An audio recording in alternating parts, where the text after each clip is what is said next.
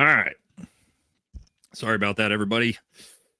Technical difficulties. Could not get the live to launch for whatever reason. I don't know.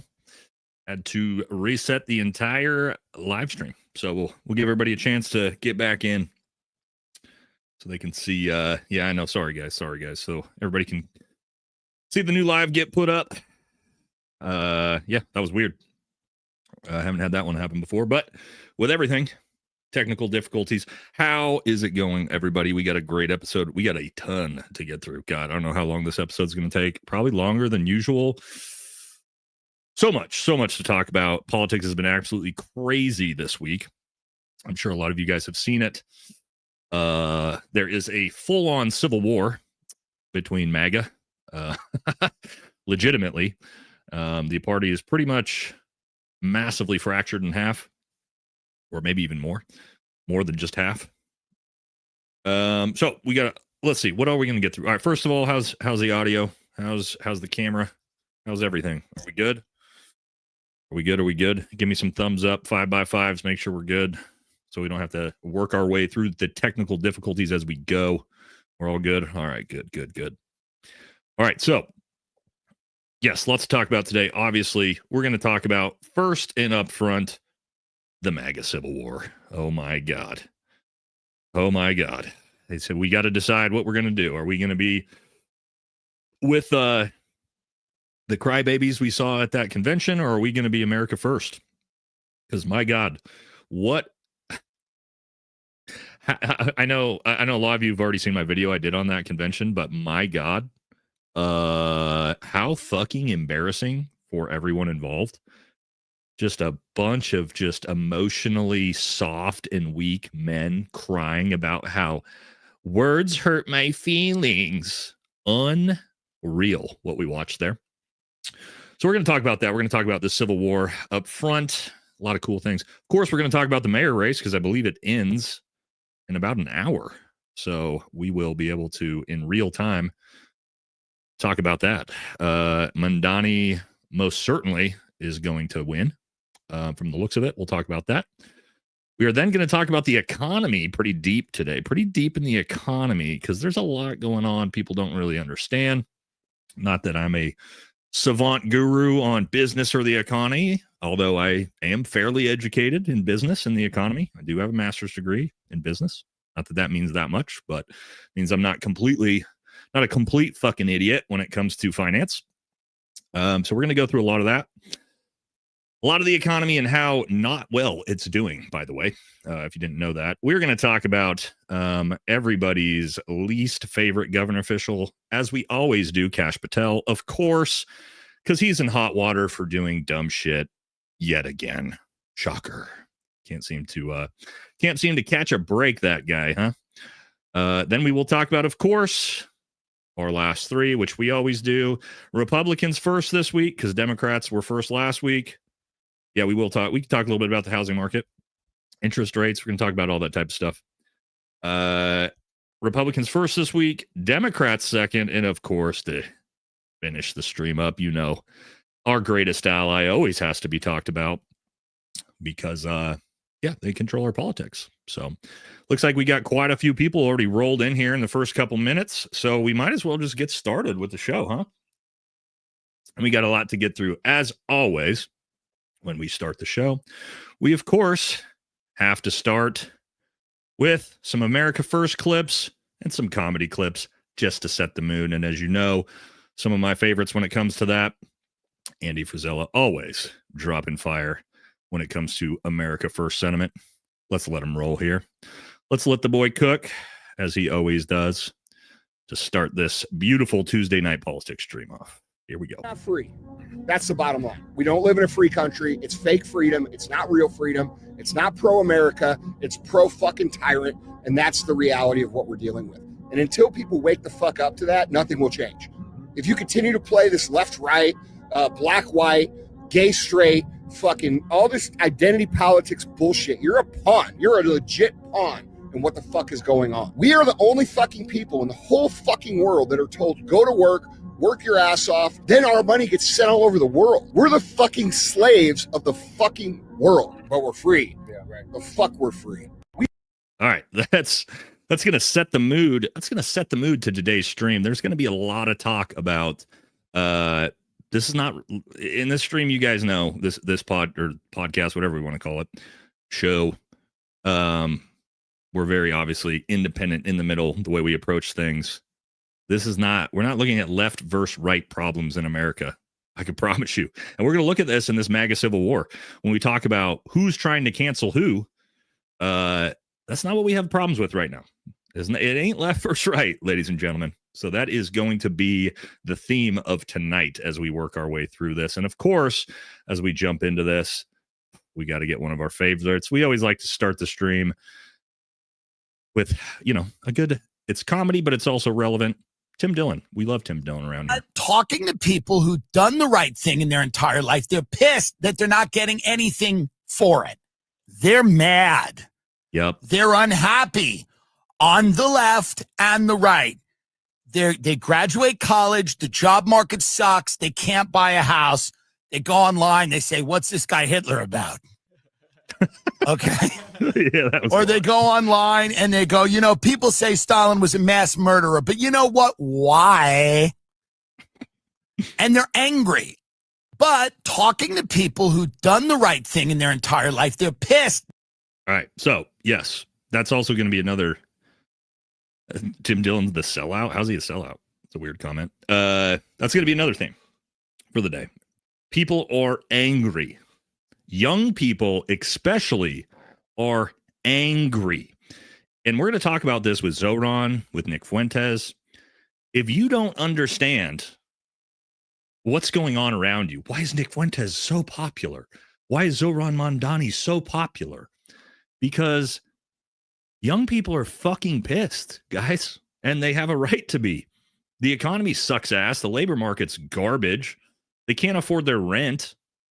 Yeah, they're mad.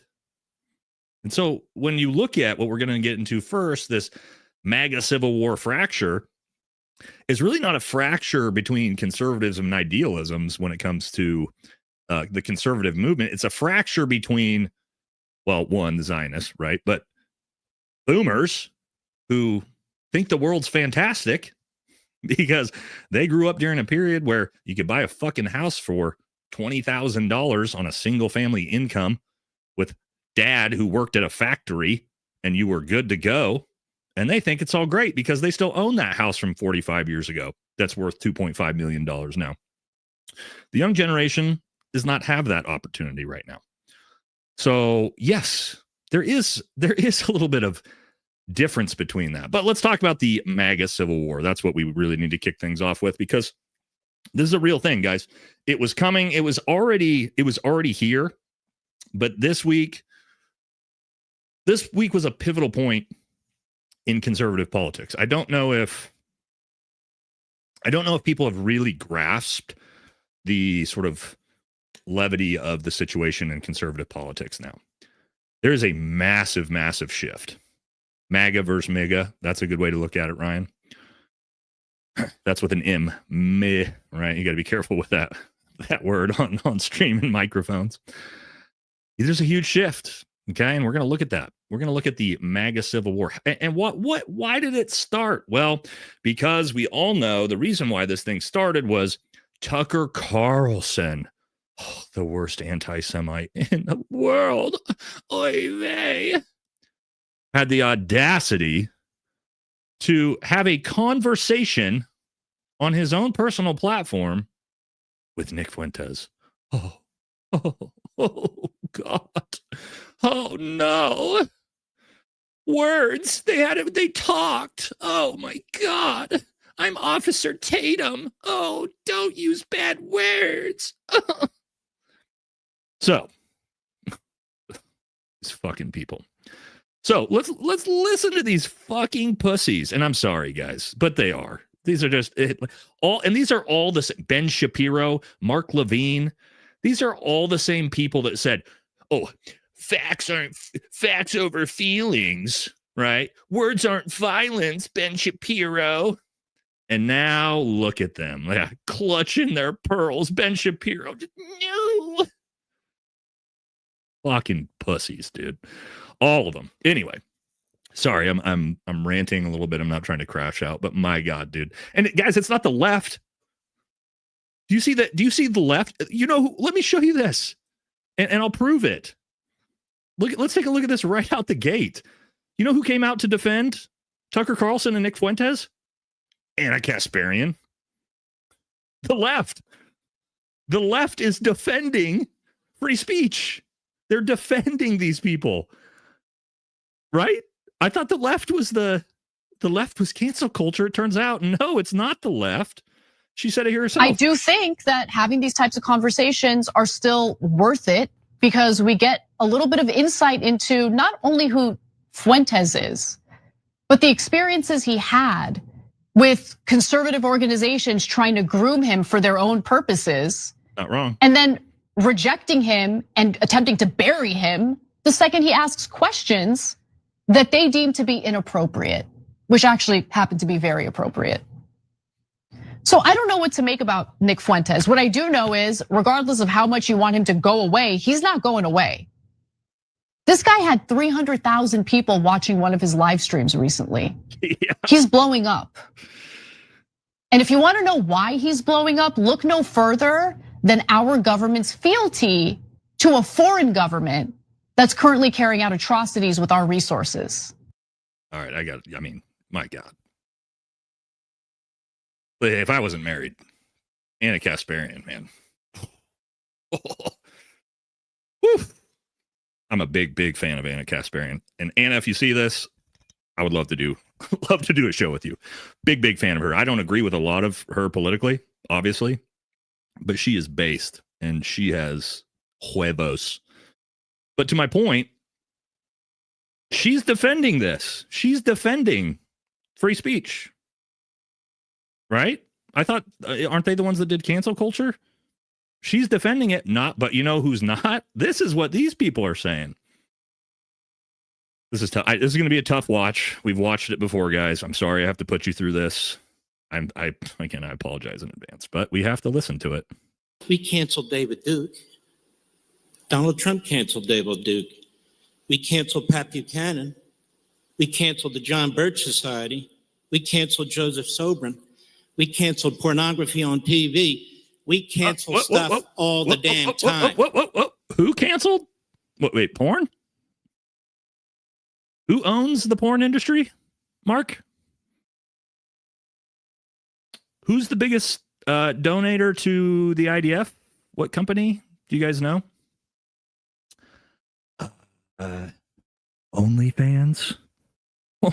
Owned by a rabbi? I guess we forgot about that. Whoopsies. All right, sorry. We'll get back to it. I know, it's tough to listen to, guys, but it's important because we got to listen to him whine. Hitler admirers, Stalin admirers, Jew haters, American haters, Churchill haters. You're damn right we're going to cancel them and deplatform them. You're going to cancel everyone who says...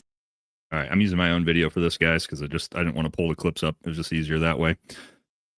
Yeah, so, again... There you go. That's a Fox News guy right there, right? I'm gonna cancel everybody, bro. Cancel them. They're mean. They say mean things. Give me a fucking break, guys. This emotionally weak men. When did and let me talk about some people. And maybe I'll get in trouble for saying this. Let's talk about the men in the conservative movement. Mark Levine, Randy Fine, Lindsey Graham, Officer Tatum, Ben Shapiro, Matt Walsh. There's a single, Dave Rubin, with some other ones. Benny Johnson. These are all physically weak men, emotionally weak men. None of them are masculine. There's no semblance of anything masculine about any of these men. Nothing. Gavin Newsom has more masculinity in his fucking pinky than the vast majority of conservative influencers. What's Tim Pool? Although I do like Tim Pool. He's a nice guy. But I mean, who do these fucking guys think they are? Fucking crybabies, dude. Bunch of just weak fucking men leading the conservative movement. Fuck off. No, y'all are done. How about we get some dudes with some testosterone in their system leading the conservative movement? A little bit of masculinity like shit tons of people in this chat have. But that's the conservative movement? These fucking men. I'm sorry. I didn't want to go down this road. I told myself I wasn't going to do this. But they're physically weak. They're emotionally weak. They're intellectually weak. They won't debate. Ben Shapiro, Benny Johnson, all these people, they won't debate anyone. Officer Tatum, they get called out for debates. They won't debate anybody. Like, what? Who? Why did we allow the conservative movement to be? Yeah, so this dude right here, somebody said, I'm out. Yeah, get the fuck out of here, bro. Yeah, you're probably a fucking pussy yourself, dude. You're probably an emotionally weak little bitch yourself, dude. Get out. Go. Now, and again, I'm not saying this is not about it being alpha. This is just, we are looking at conservative men, right? Getting on stage and calling for the cancellation, the censorship, the deplatforming of people that they don't like the words of. That's MAGA doing that. That's not Democrats. Democrats aren't doing that. America First is not doing that. Nick Fuentes isn't calling for anyone to be censored or deplatformed. Neither is Tucker. Neither is the Young Turks. Neither is Bill Maher. Nobody but these weak pussy conservative Christian Zionists are the only ones calling for this. So they're the fucking threat now. You understand that? Whatever this weird lingering MAGA thing is, that's the real threat to the First Amendment and to our constitutional rights. Not the Democrats, not America First. These fucking people. And they showed it. They tipped their hand at this fucking weird convention. Right? And you had what's his nuts here? He came out, said the same thing. Let's see, I got to skip up to it here. Never support you. Jewish people, I will never support what's real and what's true. And it's no longer a time where you can sit on your platform. Here we go. Sorry, I don't want to listen to him either. But I see somebody with a sign said Tucker is not MAGA. I guess I got to put his name out there. That's not MAGA. Yeah. When you're on your platform and people are acting as if Sharia law is better than what we have here in America and the laws that are given to us by God through faith. I can't listen to this dude. He also called for the deplatforming of Tucker and Nick Fuentes as well. Let's listen to, though. I found this little clip of him that I want to share up front because this really pissed me off. And you know, I'm not going to give my comments on it. I'm going to let the person who posted it. I'm going to let their comments play because you know it's one of my demographics, people. But let's listen to this. This is a very good one, right? Let's see what he had to say here.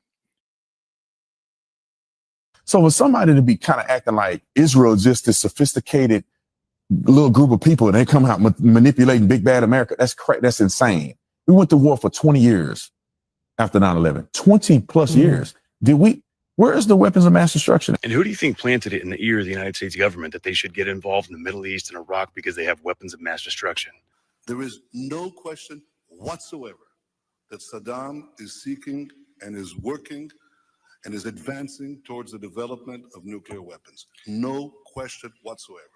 Yeah, that would be your boys over there. So with that established, you mentioned that we were in 20 plus years in the global war on terror in the Middle East, right? I was there. I know. Most of my friends on here were there. You know who wasn't there? You fucking Talmud Tatum, nor any of your boys from fucking Israel, our greatest ally. Never once did we get a CASEVAC, not a call for fire, not a single IDF soldier, no QRFs, no resupplies, no bullets, beans, bandages, nothing from Israel for 20 plus years, fighting wars in the Middle East that benefit them You know who was there shedding blood with us, fighting next to us down there, fucking putting in work? The British, the Danish, the Polish, the Australians. I can go on and on, all the way to even Muslim countries. I know you hate to hear that, but Muslim countries like United Arab Emirates were there fighting with us, shedding fucking blood. You know where we got medevaced? We didn't get medevaced at fucking Tel Aviv, which is right around the corner. We got medevaced to Landstuhl, Germany. So please tell me how Israel's our greatest ally and how they do anything for us. So it's okay. Based. Also, go follow Ricky if you're not already. That dude's a fucking badass. But yeah, let me say this. Let me say this directly, and hopefully he sees this to old Officer Tatum. We did not fight the global war on terror, motherfucker. Not we. You never served, bitch. So don't use that vernacular ever fucking again. And why don't you just keep the global war on terror out of your fucking mouth from now on? Okay? You didn't serve. So, no, we didn't go fight that war. That really pissed me off when I saw that. I believe it's Ricky dash underscore HD. We'll put it back up real quick. Make sure you guys, Ricky dash underscore HD. Great channel. If you like my content, you'll love his content. But yeah, bro, you didn't serve. You didn't fight the global war on terror. And here's the thing, as he bitches about Islam, you know who did, like he just said? I'm a Green Beret. Do you know what we do? We don't go out with 100 Americans. We go out with 12 Green Berets and 60 to 7 Iraqis, Kurds, Afghans, Muslims. And they fought alongside of us. And they got killed alongside of us. And they risked their life for me and my teammates every fucking night we went out. Every night. So fucking how dare you even fucking comment on that, Tatum? Anyway, I fucking hate that guy. I hate him. I'm sorry. I don't hate a lot of people. You guys know that. I'm super, I defend the other side. I defend Democrats, leftists, all the time. That motherfucker, I hate his fucking guts. And I hope he hears it. Anyway, sorry. That was a little bit of a crash out, but I think it's well deserved for that guy, right? Anyway, okay, let's keep it moving. We got to get into, and then we got this guy, right? He also got up on stage and ranted about, guys, you've seen it before. If you haven't watched my video already, go and watch it so you guys can see. You can see them all fucking whine about it. So you had, of course, Randy Fine, who's another one of the most disgusting people on the entire planet, both physically, aesthetically, morally, everything you possibly think of. This same guy who, called for the starvation of the Palestinian people when he weighs 450 fucking pounds. Right? Same guy who called for Gaza to be nuked. He also came out and said, Tucker Carlson is the most dangerous anti-Semite on the planet. He's setting up H-Youth. Like, get out, dude. Get out. Just get out, dude. We don't need you here. Go to Israel, bro. Just go. Like, we don't need these people here. Who's another one? This guy also got up on stage and whined and cried about it. Right? We know. And why did he cry about it? Oh, he's mad about Nick Fuentes. Why? Oh. Turn that sound off just in case. Right? This is why he's upset about it. Because he's taken $1.7 million fucking dollars. Am I religious? Yes, Dope, I am religious. I'm Christian. Recently. Well, I mean, I've been Christian my whole life. Kind of lost my faith for a long time. Recently gotten back into it. So Randy Fide, Ted Cruz. Now, the question is, why? Why did they think about this. They set up an entire conference to try to cancel Tucker Carlson. A conference to get up on stage and whine and cry about how mean Tucker Carlson is, how bad his words are, and how bad Nick Fuentes is. a conference. And the question is why? Is it because they actually think these people are racist or anything like that? No, I'll show you exactly why. This is why. It's because they were told to. They were told to because of this. And I promise you, it's not any more complicated than this. This is why. I think Bibi is completely evil and completely destructive. And he's hurting the United States, and he's destroying his own country, and I think he imperils the world. Okay, so I think that clearly they're going to try and blow up Al-Aqsa Mosque. I believe that, on the Temple Mount to build a third temple, and then you've got global war. So, like, he's a threat. But am I madder at him or Lindsey Graham? It's not even close. I was going to mention... Bibi Netanyahu is a foreigner, and he's trying to do what he thinks he should do for himself and his country. I get that. What's Lindsey Graham's excuse? What's Ted Cruz's excuse?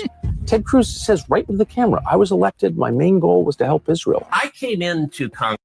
All right, we've seen that before. But to my point, that's why that is why they're attacking Tucker.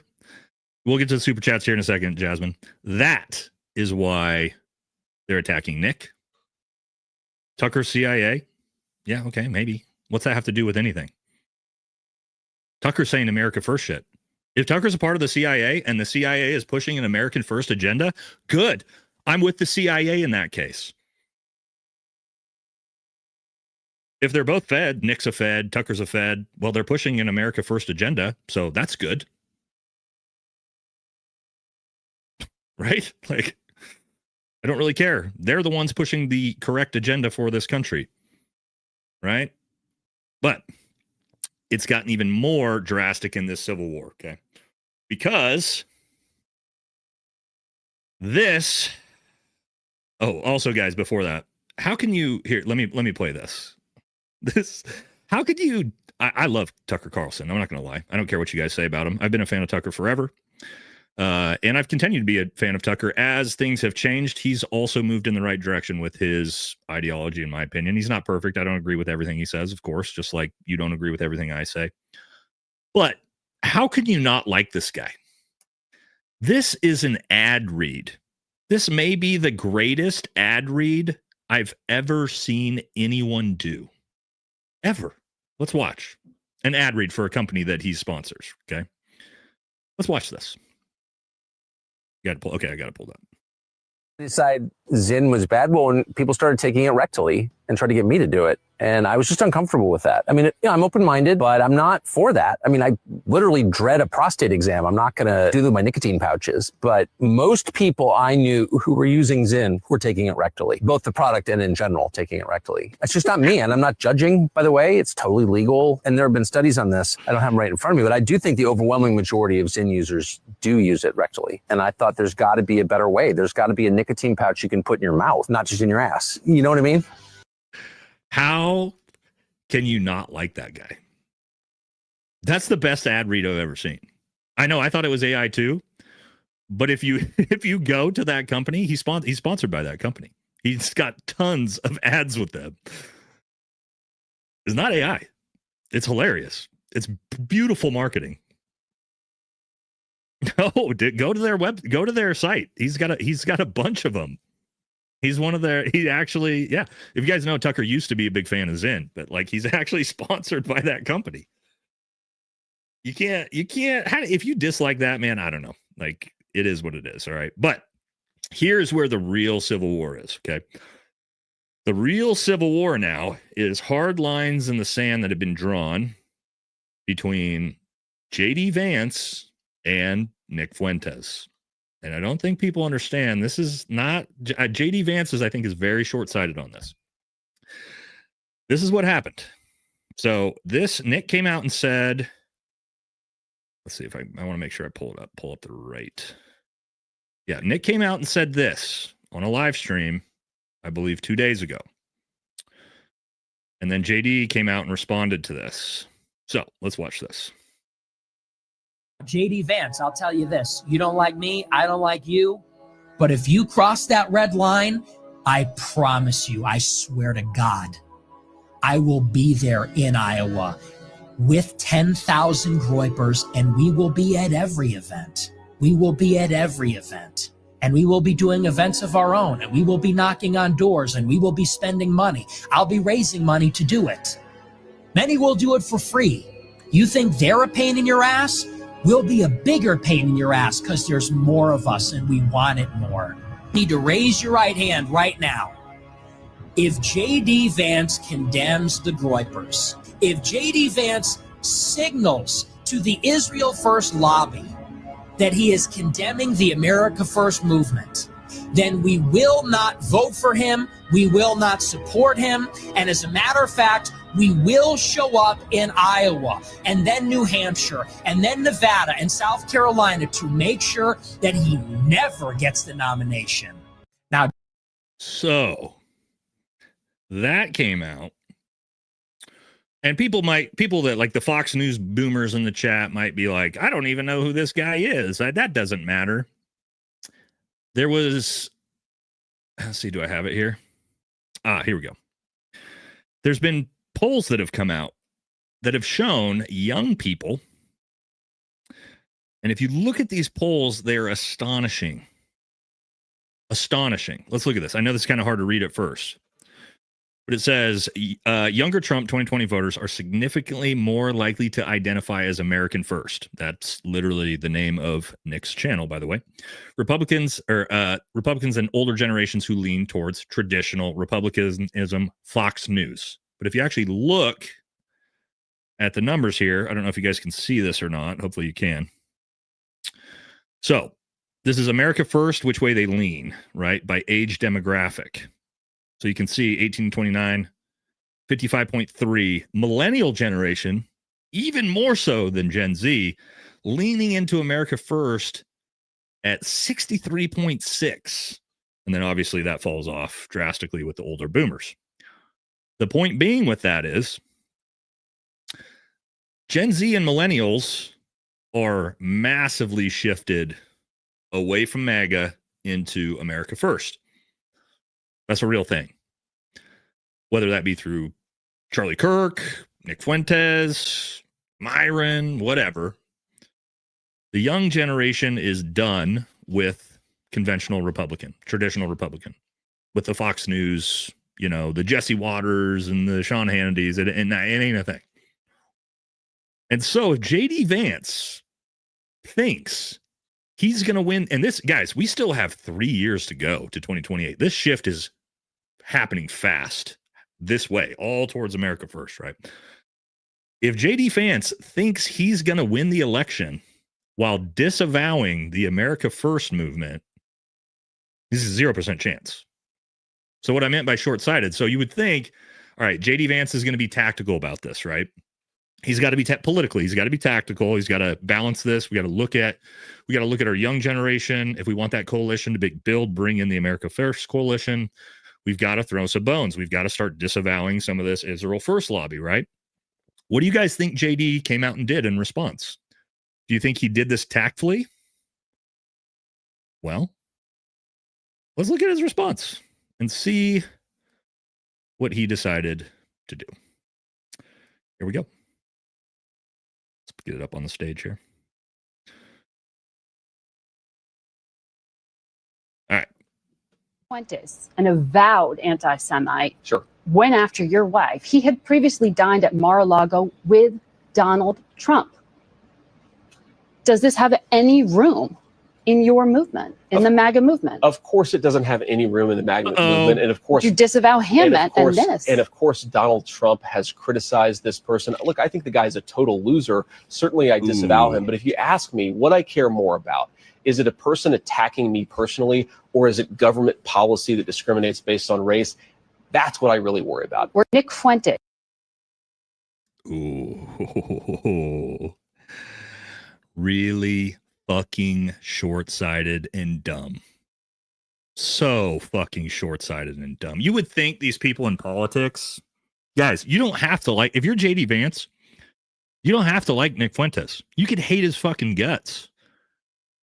But you reach across this aisle and you say, how do I bring this movement into the coalition? Politics and winning a presidential election is all about coalitions, bringing in coalitions, right? It's like the left, Democratic Socialists, neocons, traditional liberals, right? They all have to get brought into that coalition if you want to win the election.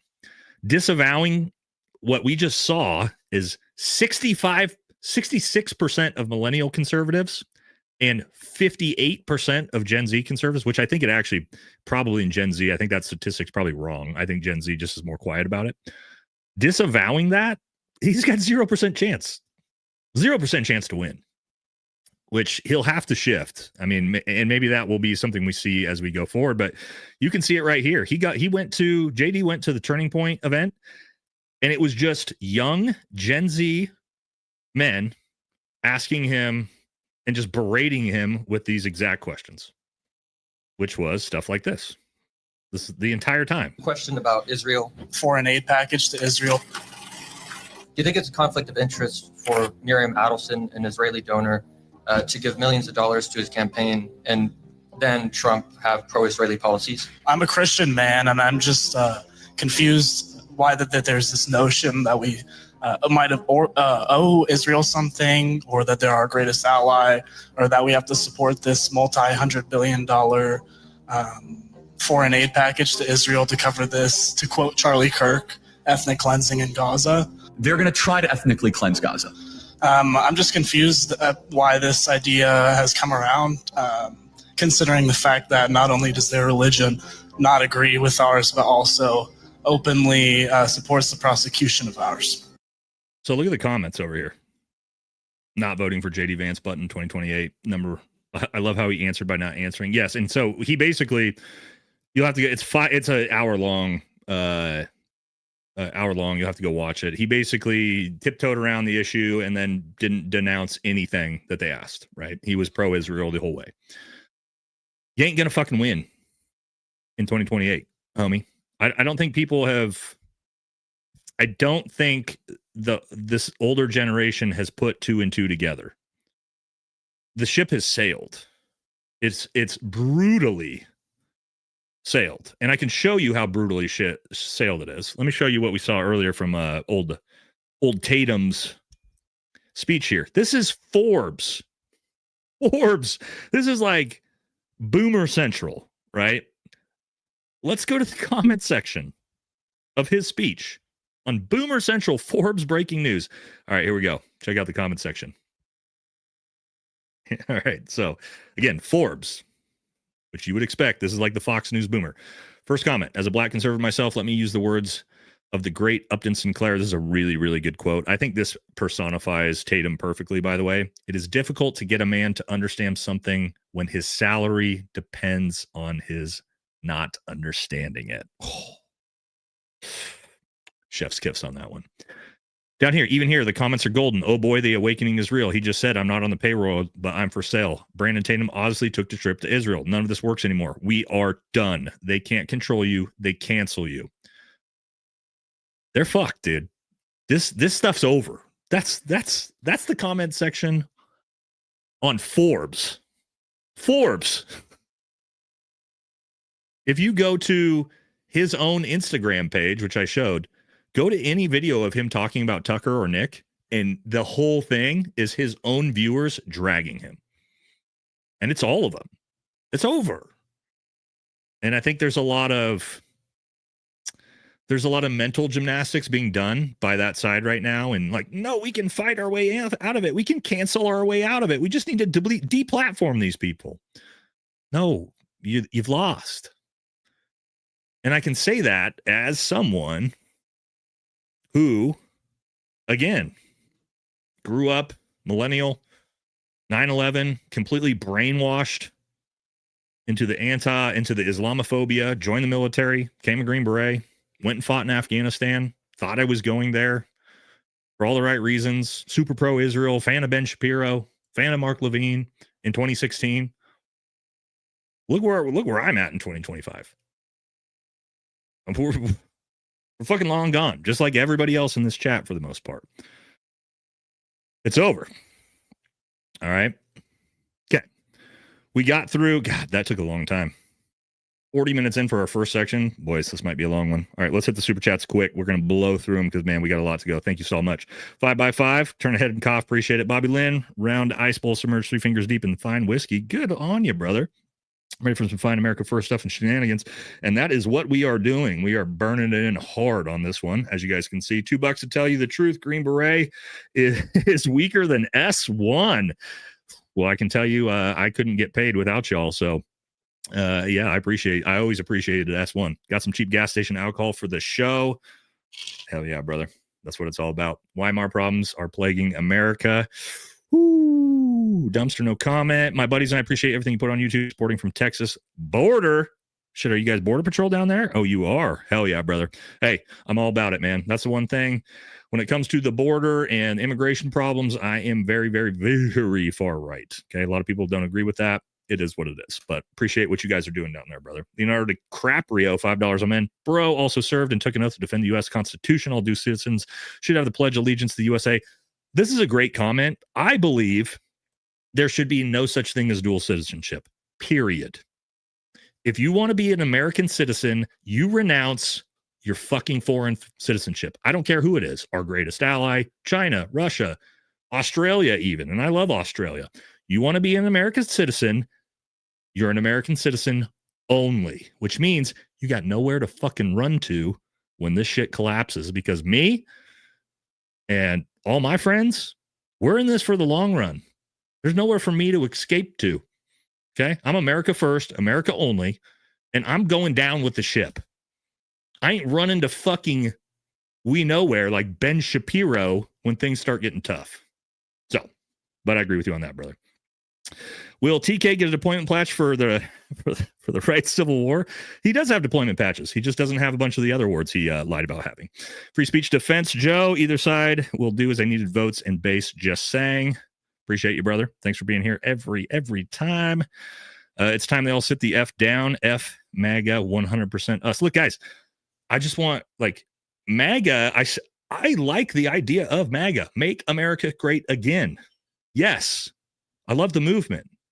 However, MAGA, that's not what MAGA is anymore. MAGA as in the hats, Trump, the Republican Party. They're all about foreign lobbying and they don't give a shit about America. America first is MAGA refugees. It's all MAGA refugees like me. Okay. So if you're MAGA and you're watching this going,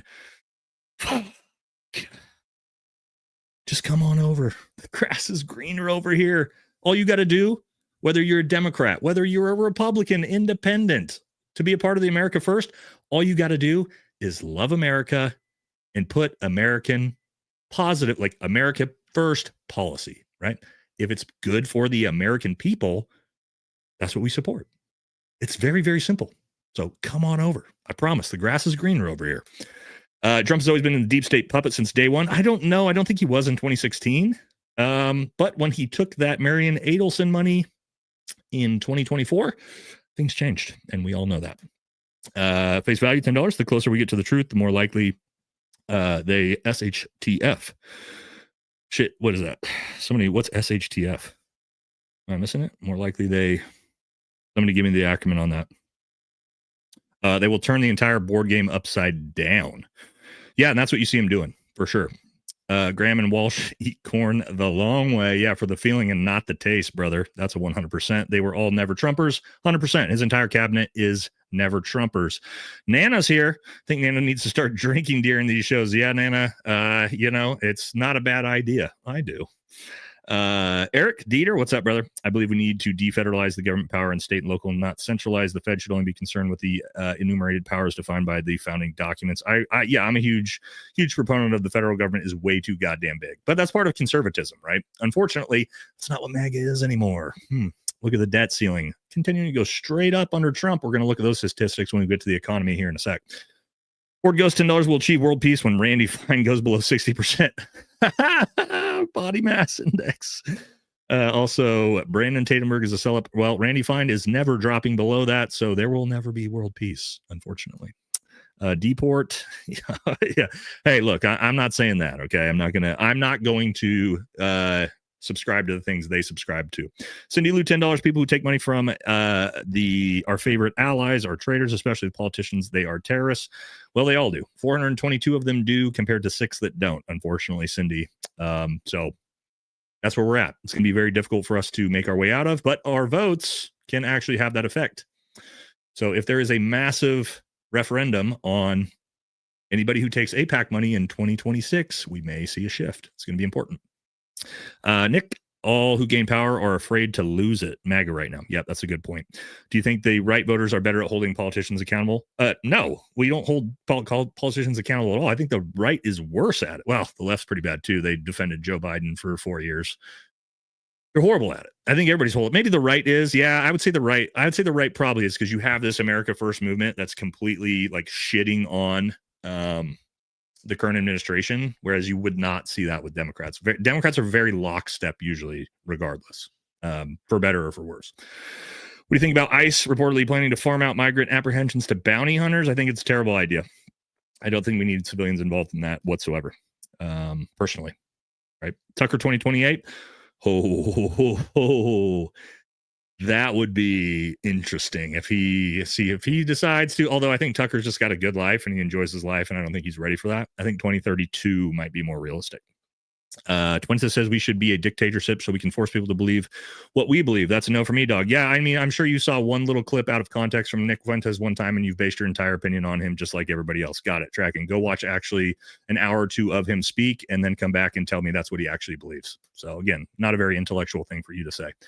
All right, Big Papa, you're a beacon of hope in the circus of unmitigated madness. I wish more folks possess the same clarity and conviction that many of us Gen Xers do. Gen X, yeah, Gen X, millennials, it's going to be on us, right? When all the boomers are gone, we got a lot to fix, because we're going to be the people with all the money and all the power here in the next 20 years. So, oh, my boy JD, 4.4K in chats, 917 likes. Come on, guys, the like button is free. Oh, we love JD around here. That's my boy. Also, guys, Thursday, at 3 p.m. Pacific time, we are going to do on a regular basis the live stream we did last week with me, JD Delay, and Jesse with Fire. So we're going to be doing that again this week. So stop on by. And so thank you, JD. Scotty Mac, $50 with the big dono. Thank you, brother. We can all rest easy knowing that while Americans go hungry tonight, citizens of Israel enjoy free education and free bellies financed by, the U.S. taxpayer. Yes, we have an entire section on that coming up to show you exactly what we fund here at the end.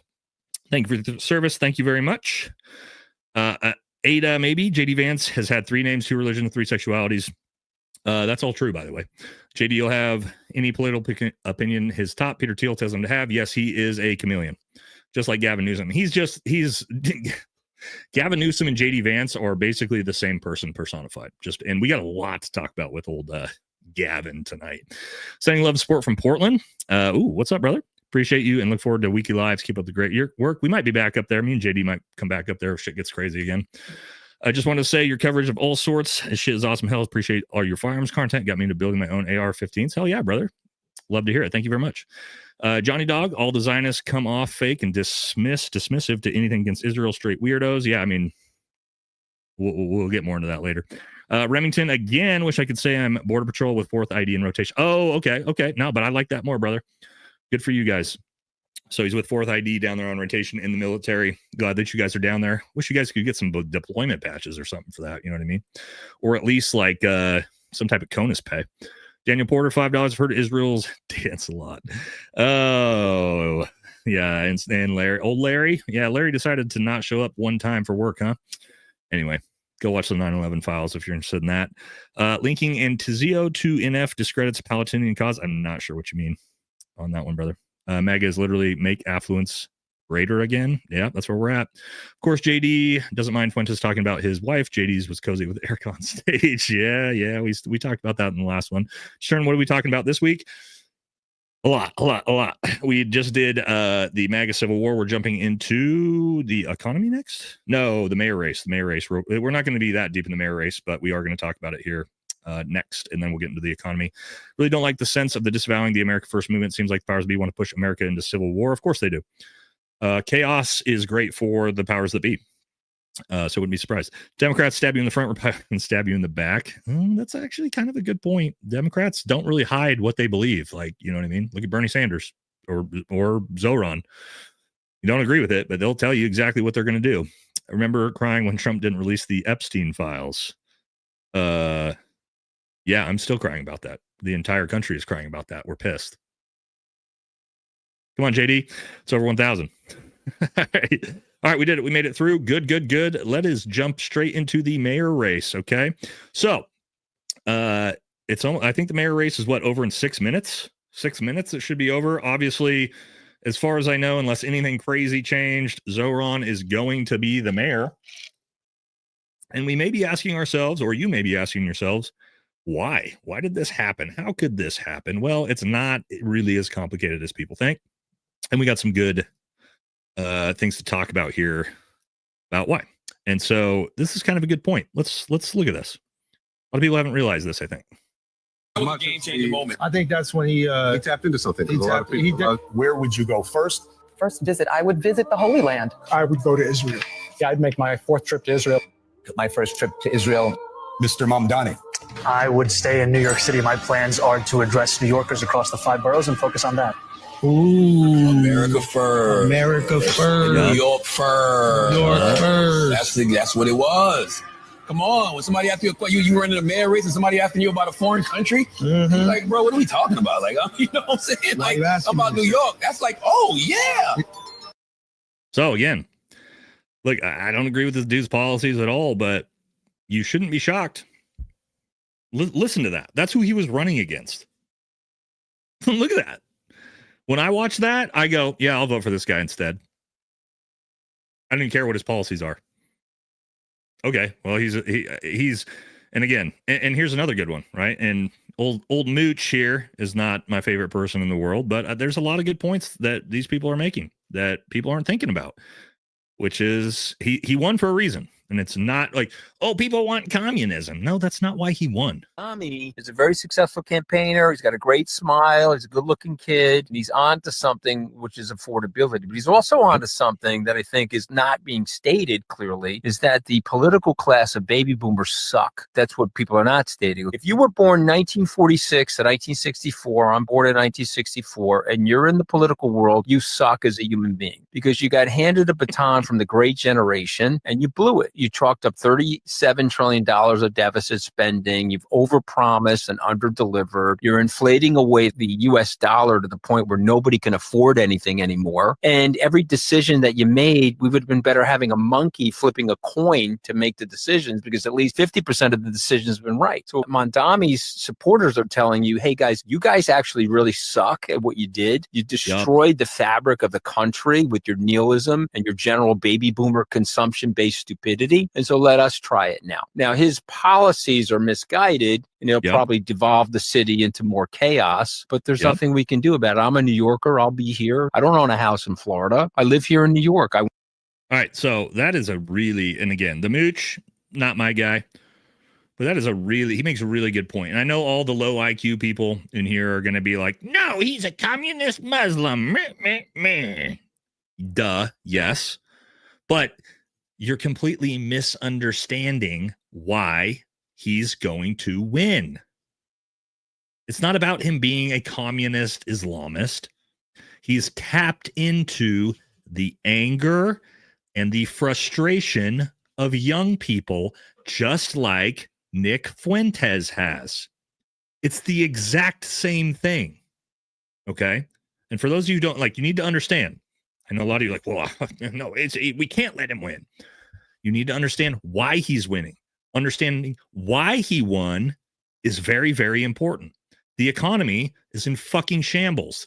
The labor market is horrible. In New York, rent's $4,000 for a studio apartment in some places. Young people can't afford to live. They can't afford to have an apartment. They have to live with their parents. They can't afford a home. They can't afford anything. They're not making any money. So when a candidate like Zoran comes out and wants to upheave the system, it's extremely attractive to them. It's an America first, even though, again, I agree with Mooch there that it's misguided policies that I don't believe will work. You need to be paying the fuck attention to why he's winning. And I'll tell you, the rest of the country in politics needs to wake the fuck up. because he's setting a mold, an example. Him and Nick Fuentes both are setting an example of how politics are going to be won with this young generation going forward. And that doesn't necessarily mean that you have to, offer communism or whatever. And again, I don't think it's going to work. But for you to just go, I can't believe people would vote for communism. Really? You can't? In New York City? In this climate in 2024, you can't understand why some 23-year-old kid would find what Zoran is pitching attractive? Really? You can't understand that? Are you sure? I bet if you use a little bit of critical thinking ability, like get your brain to try to work a little bit, I bet you'd start to understand it real fucking fast. Okay? Again, I don't think Zoran will be able to, he's not going to be able to institute any of the policies he's saying. He's not going to have the effect that he's going to say. But you need to understand that he is winning for a reason. All right? And here's what I'll say about him. Okay? Let's look at this. Here he is, fucking out partying at 2 a.m. He's tapped into the younger generation. All right, look at this.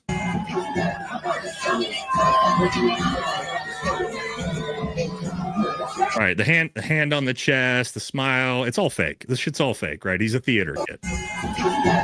Okay? Like, let's get that forward. He's not some Che Guevara. He's not some revolutionary. He's a fucking Nepo baby. Right? He's a failed rapper, Nepo baby, who's never worked a day in his life. Okay. But he's tapped into something. He's a good politician. Right? He's not going to run he's not going to run the city well. We know that. But again, my point with all of this is he is something that people need to be paying attention to, especially Democrats. Because he's he's showing a recipe that can work in today's politics, right? So again, I'm not advocating for him. I'm not saying I support him. Like I just said, I think he's a total fucking fraud. I think everything about him's fake. He's a theater kid, right? But he's showing the way to success. Okay, that's my point with that. Also here's another good one. And David Hogg is not someone I am a big fan of at all. But let's watch this one, because this is another great point when we're talking about just boomers, the boomer generation just not understanding why this is happening. Going to win. I mean, it's a Democrat town, and they're going to elect a socialist to run the financial capital of the world. I mean, you gave him $300,000. That's interesting. That's probably the only 300 non-Islamo Marxist grand that he got. I saw Linda Sarsour today bragging about all the money that's coming from all over the world. And so I just really good rebuttal here. Look, and honestly, I think part of the reason he's so powerful is because people are tired of being lectured by men with Rolexes on CNN about affordability in this country. That's the real reason he is resonating right now. He's probably good. Again, David Hogg is not somebody I'm a fan of, but that's a really good point. Some fucking rich white guy, rich 55-year-old white guy up there bitching about it when you've got this generation of young kids who can't afford. That was weak. How was that weak? You're not paying any fucking attention to whoever said that. That's not weak. That's exactly why Zoran is going to win. That's exactly why Nick Fuentes is so goddamn popular with the 18 to 30-year-olds. It's the same reason for both sides. All right. Let's and then you got this, right? Like, and then they come out. You get Republican Donald Trump. He's going to come out. Oh, I'm going to endorse Cuomo. This fucking guy. Not a fan of Cuomo one way or the other, but if it's going to be between a bad Democrat and a communist, I'm going to pick the bad Democrat all the time, to be honest with you. How about you pick the Republican, dude? Yo, dog, there's a Republican in the race. Maybe you endorse the Republican since you're a Republican instead of Andrew Cuomo. Like, has Andrew Cuomo done anything for New York beneficially? Do we forget what was going on during COVID? How the fuck could you support that dude? We know how shitty Cuomo is. Fuck it. Let the communists have a shot, because Cuomo didn't run the city any better. All right? You got all these billionaires, and this is furthering my point. This as well. You got all these billionaires coming out and supporting Cuomo. What do you think young people think when they see this? They go, yep, see? That's exactly why we're not fucking voting for that guy. Again, I think New York's fucked. Super effed. Sorry for my language. But my point is, this is politics, right? We should be smarter and have a little bit more critical thinking capacity to understand why things are happening. Understanding why things are happening is how you win elections in the future. Okay? All right. Good. We are moving into the next section, which is going to be the economy. Hit some super chats real quick. We went through that one pretty quick. Shouldn't take us long. Stephen Vanis, $20. Hey, bro. Like you, I was brainwashed and served in Iraq and Afghanistan, studying the direct techniques of the Resho, Buddha, Krishna, and Lao Tzu is what woke me up to the evil forces that rule over the world. Bless you, bro. A lot of veterans. Almost every one of my friends has found their way out of that. You know what I mean? Still a few that haven't, but you know, it is what it is. All right, Nate Baker. Yo, Nate, been following you since you were at 42K. Awesome, brother. Been such an awesome ride, brother. 11B30 Papa here, deployed 3 times to Iraq. Love you, bro. Appreciate you, brother. Appreciate you. And thank you for being around for this entire time. It's been a wild ride. You know, you effed when a commie gets elected. Yeah, I mean, we'll see what happens. Because I'm pretty sure it just happened. It's 6:06, right? Somebody look up and see if they officially. I thought the race was going to end at 6. I don't know if they have the actual. Oh, they're not even close, huh? Still got to wait. They probably have to count the votes still. Okay. Cool. Been a cop for 18 years. Tatum, 6 years of LE service as a marketing employee. He quit being an officer when he turned in the badge to be a propagandist. Yeah, the dude's a joke, dude. Antonio Garcia, $10. I honestly think that a lot of the left is America first as well. Yes, they are, 100%. If you look at my audience demographic, guys, we have a ton of people. I probably have, I don't want to like make claims, but I think I probably have the most diverse political audience on YouTube. What I mean by that is the widest spread of, we have leftists that follow the channel. We have liberals that follow the channel. We have moderates that follow the channel. We have MAGA that follow the channel. We have far right that follow the channel. Yeah, we have a very wide spread on this channel. And I like that. I'm a big fan of that. I'm glad that we can all come here together across the political divide and talk and agree on some things, man. So that's one of the things I'm most proud about my channel and my community. But everyone is America first. That's the great thing about the community as well. Republicans' views are on the same way Democrats viewed Trump when he first mentioned running for president years ago, and we see how that worked out. Yep. Good point. So former cop, I don't see Tatum as some outlier in LEO community. Most of you guys are complete clowns. I don't see Tatum as an outlier. Me, I wasn't a cop, brother. Not sure what you mean. Never wasn't a cop. I was in the military. Not America first, Americans first. There you go. I like this. This is exactly how I feel. We the people, not this compromised government psychopath that leads many block opposed to their own government. Yeah, we have videos of actually. Oh yeah. We'll when we get to the Israel section, if you made it that long, we've got massive protests in Israel, and they are fucking Jews up. Israel, the secular government, is just fucking the Jews up there. It's wild. It's going to blow your mind when we get there if you hang on that long. But all right, we made it through. But yeah, all right. So let's hit the economy. All right, the economy.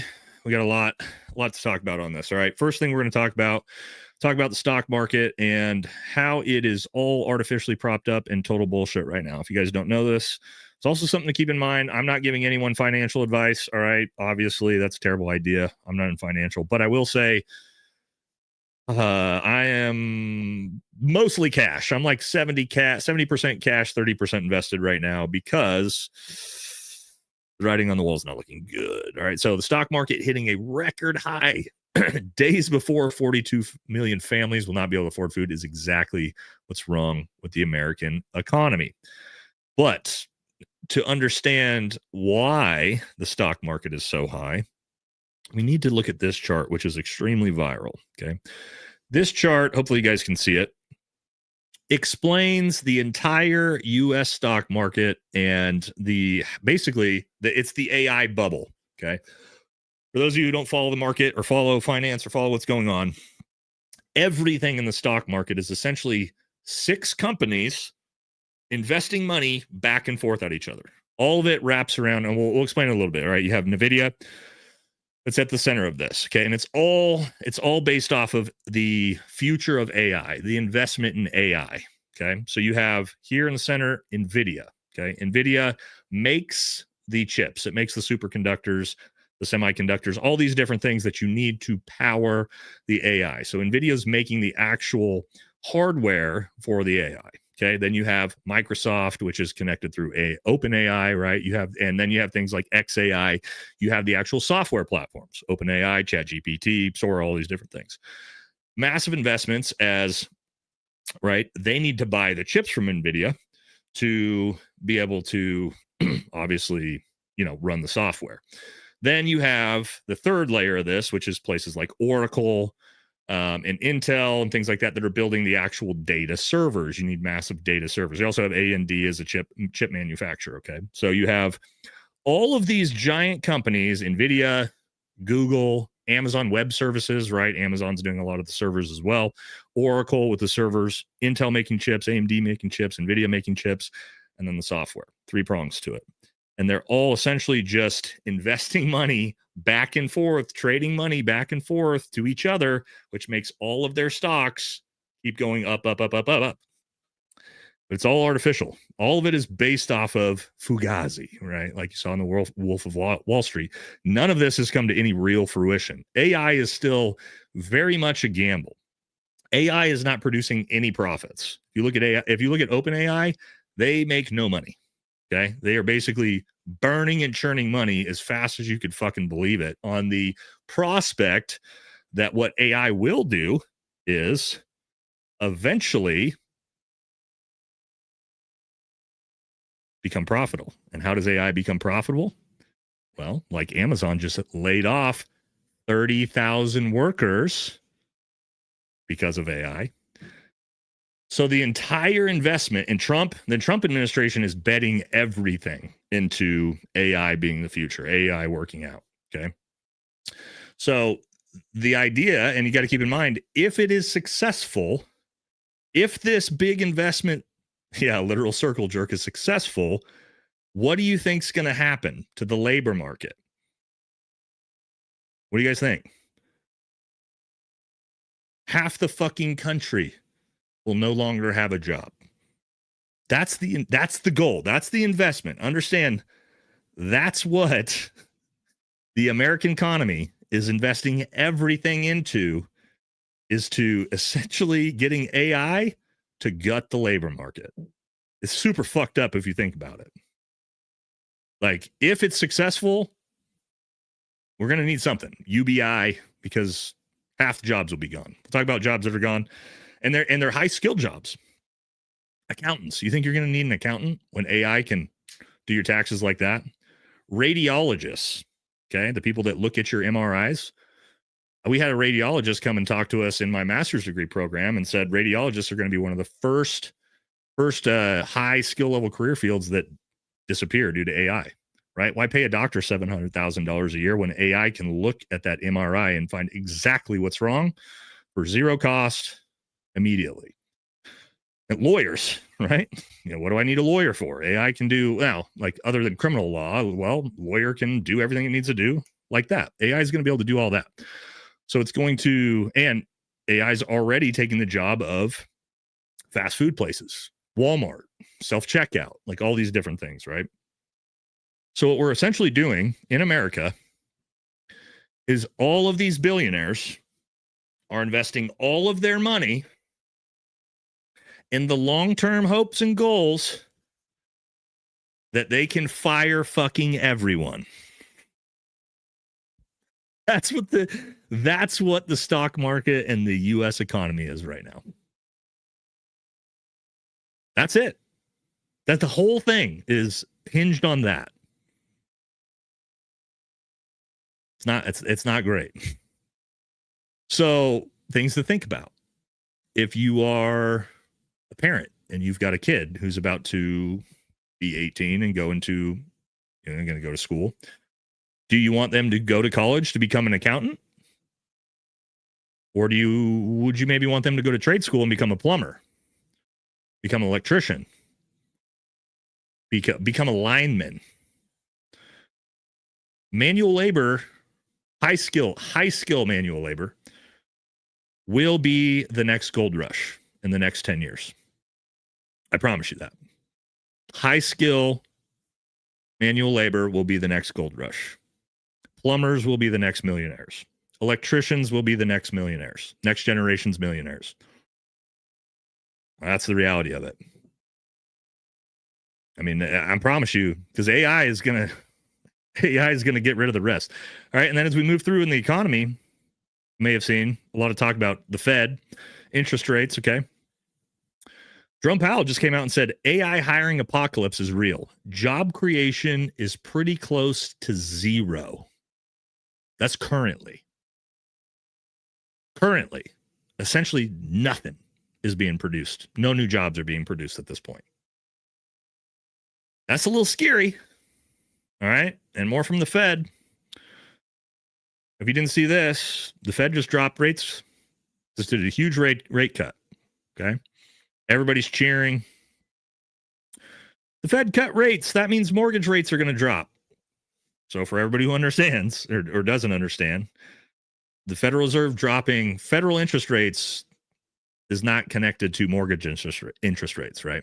So when you hear the federal interest rates are going to drop, that doesn't mean mortgage interest rates are going to drop. I know it would be awesome if that's the way it worked, but no, the housing market is not necessarily dropping mortgage interest rates anytime soon. Okay. So, but just something to think about when we look at this. When you see this, this is the lie. Yeah, the 10-year T-bill has way more to do with it, right? We got some good finance people in here. I'm not here to go super deep into this, right? We're kind of surface leveling it. But something to understand. When the Fed comes out and says we're cutting interest rates, but then also says we're planning to print $1.5 trillion.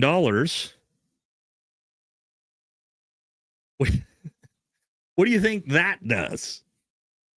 Dropping interest rates, but we're printing a shit ton more fucking money again. What do you think is going to happen when we print another $1.5 trillion? I understand, yeah, inflation like a mofo. And let me explain sort of inflation as in like a what's her name? The lady that does videos for kids, Rachel. I forget her name. We're going to explain inflation in the way we would to toddlers. So think of it this way. If all the money, Miss Rachel, here we go. Let's explain inflation as Miss Rachel would explain it. Okay. Let's say, think about all the money in existence, all the US money in existence. If there was $1, that's all the money in existence was $1. What could you charge any item or product for? What's the maximum amount you could charge it for? If the max amount of currency in circulation was $1, how much could you charge for any specific product? Well, $1, right? Because there's only $1 in potential currency. The maximum could be $1. But if I print $10 and I put it into circulation, yeah, somebody said $1.10 on credit. That's a good one. If I print $10 and put it into the system, okay, well, now I can start to increase the price of whatever I'm going to sell. If I print $100, I can increase the price. If I print $10,000 and continue to increase the price, million, a trillion, 1.5 trillion more dollars. So when $1.5 trillion gets pumped into the system, what does that do to prices? Do they go up or down? That's inflation, right? And the problem with it too is it's all fiat-based currency. Our money's not based off of anything. It's all fake money. It's not based off gold. It's based off nothing. So they just print more and more and more of it. And then it just inflates the currency, inflates the currency, inflates the currency. So that's all you just saw out of that. And we talk about inflating the currency, and then we move into our national debt. Yes, we are now, well, this is actually old. We are now actually 38 trillion. But the U.S. national debt breakdown is actually kind of interesting right here. If you take a look at this, we are $37 trillion. I think we're $38 trillion in debt now. Trump's actually responsible for a third of that. Ooh, that's a yikes. And it's moving at an extreme, straight up rate right now. What is interesting about this, I'll tell you guys this. When we talk about the national debt, right? The national debt, it is out of control, $38 trillion. However, when we compare it to other countries as a percentage of GDP, the United States national debt is actually not, it's high, but it's actually not that high compared to a lot of foreign countries as a percentage of GDP. So if you look at, I think we're at like 120% of annual GDP is our debt. I think that's like our GDP is around $30 trillion a year in the United States. And so if you look at a place like Japan, Japan's national debt is actually like, I believe, over 200% of their GDP. It's almost, their debt per capita is almost twice as high as the United States. A lot of other countries have much higher per capita debt than we do. So it's actually not, it is insane, and we have to figure it out eventually, but it's actually not as crazy as you think. So if you hear like the United States is $38 trillion in debt and Japan is $4 trillion in debt, and you're like, oh my God, that's so crazy. America's out of control. Well, as a percentage and per capita of GDP, they're actually in a lot worse place than we are. Anyway, just some asides with that. All right, we're going to keep moving. But through the economy, for those of you who haven't seen, there has been massive layoffs announced. Get into this here. Here we go. Here are the layoffs recently. UPS, and this is the biggest, you do not want to see, guys, when it comes to the economy, you do not want to see UPS and FedEx doing terribly. This is a huge indicator of the economic house of cards about to crumble, is when the delivery companies are laying off people. That's a huge indicator for negative effects of the economy. All right. So UPS just laid off 48,000, Amazon 30,000, Intel 24,000, Nestle 16,000. Then you go down the list, right? Just the labor market is literally collapsing in real time. I think we've lost nearly 1 million jobs this year in America. Not great. But what do people think about that? What's the what do people think about the economy? They think Trump's doing a good job, bad job? Well, you can see that here. Trump's polling hits new historic lows. And when it comes to the economy, yeah, minus 25. That's fucking horrible. Really, really bad. So the American people, yeah, as you can see, not approving of the economy. Again, it is what it is, right? But hold on, let me see where we're going with this here. That's prices. Oh yeah. So we got price indexes, right? What are prices doing?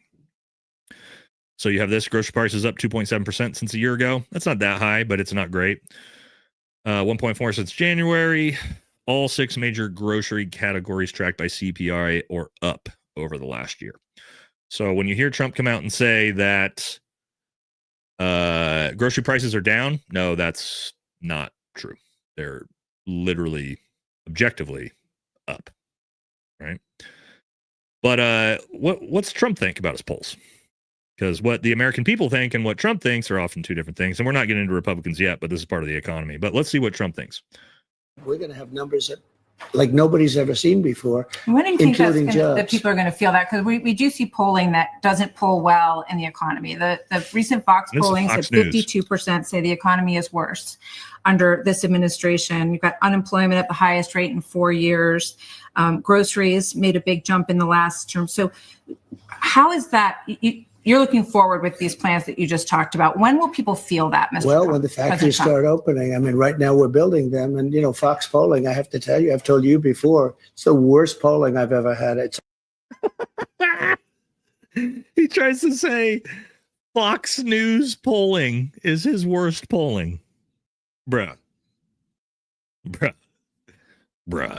Fox News is giving you the worst polling you've got. You should tune into CNN, where it's way worse. Fox hates Trump? No, they don't. No, they fucking don't. You are out of your goddamn mind. No, they don't. CNN has the worst polling. His approval rating in CNN is 37%. It's 40% on Fox News. Okay? So no. Stop it. Stop it, chat. Okay? Now, again, he also has he has the lowest approval rating in his presidential history right now, overall, at anywhere from 37 to 40%. 37% is fucking horrible, obviously.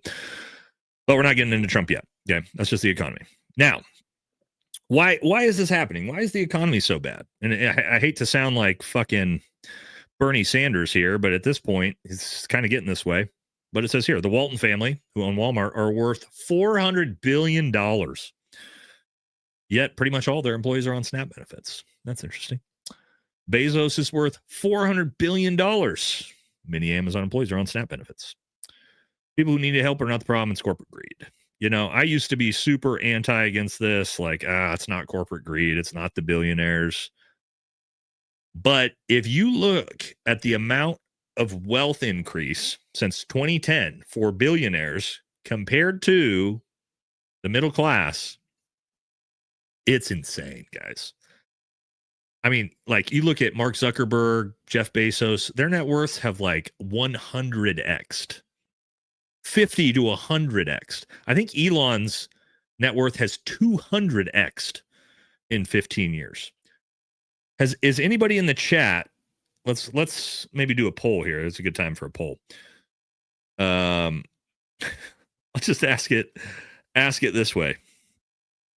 Has your net worth 100x'd in the last 10 years? Yes or no? 100x. Because that's most billionaires, guys. Let me know in the poll.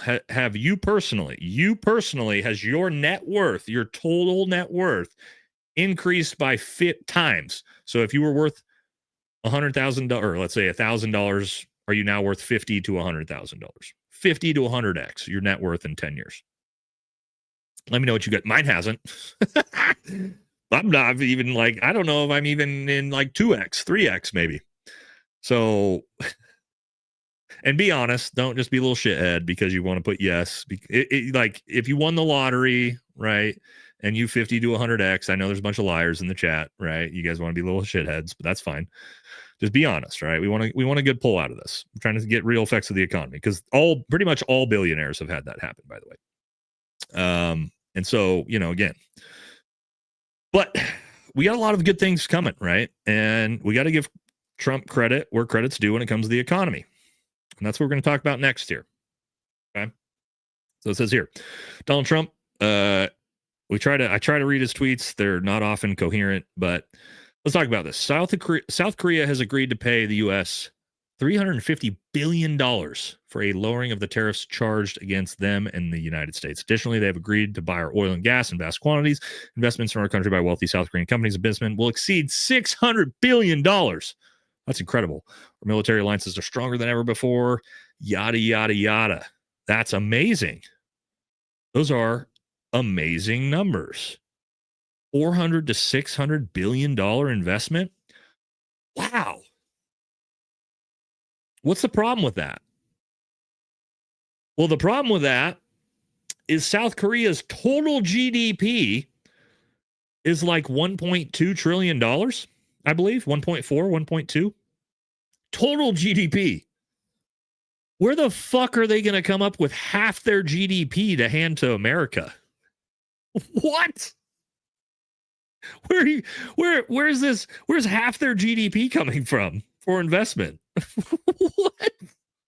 That's like America saying, "Hey, we got $15 trillion lying around that we're gonna invest in X. If we had that money, we could pay off our debt in 2 years." What are we talking about? $600 billion? That's like half their GDP. South Korea, they don't have $600 billion to give us for anything. That's not how anything works. Anthony says the check's in the mail. What are you fucking talking about? $600 billion that you're going to invest in the United States. You don't have $600 billion. It's just, when I see shit like that, I just like, I can't, guys. Like, what is somebody stop that? Stop those tweets. Like, anybody that follows finance at all is going to see that tweet and be like, what the fuck is this idiot talking about? It's just literally, the math ain't mathin', homie. You know, again, I'm sorry, I'm not trying to be a dickhead, but like half their GDP is just, they're just going to shell out. Okay. Yeah. Got it. Tracking, bro. All right. All right, sorry, I digressed a little bit. But one final thing on the economy before we hit super chats here. Might take a little midstream break because this is going to be a long one, unfortunately. We're already an hour and a half in and we're halfway through. So, as we talked about in the last live stream, it's a very Marie Antoinette feeling right now. Government's shut down. Ballrooms being built. Billionaires having a great time. Let them eat cake. Well, could this get any more let them eat cake than this, ladies and gentlemen? This just happened 3 days ago.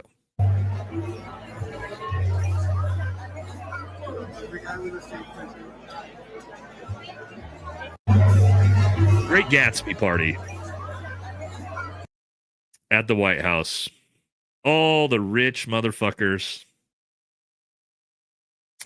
showing up for a Great Gatsby party while the government's shut down, while, you know, federal workers aren't getting paid, SNAP benefits are turned off, air traffic controllers are driving for fucking Uber.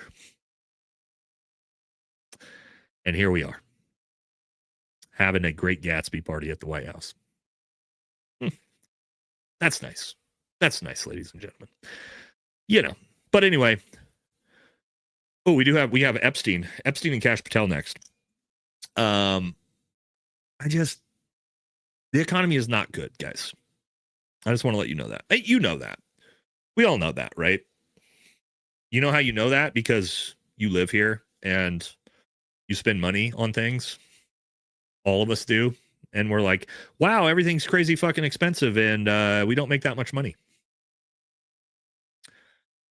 Right, let me look at our poll and see what we had here on what people had to say. Wow, 11% of you 50x'd your net worth in the last 10 years. Now, if that's like going from 1,000 to 50,000, that makes sense. For the rest of you, if you went from like 100,000 to 5 million to 10 million, if 11% of you did that, you guys are crushing, man. Let's give a round of applause to the 11% of the people in chat. We got 11 Nancy Pelosi's in the chat. We got 11% all Nancy Pelosi's, the best stock traders in the fucking world. Good job, guys. You guys are crushing. Yeah, you guys are crushing it. I don't believe about 10% of you. Maybe 1% of you in the chat. Barron Trump. Yeah, Barron Trump's done well. I just saw something that said he might be worth close to $300 million now due to crypto. I believe he's the richest fucking 19-year-old in the world. But because he's such a good trader. It has nothing to do with his dad. It's because he's such a good trader. Of course. So let's hit the super chats and we're going to jump into Kash Patel and of course Epstein.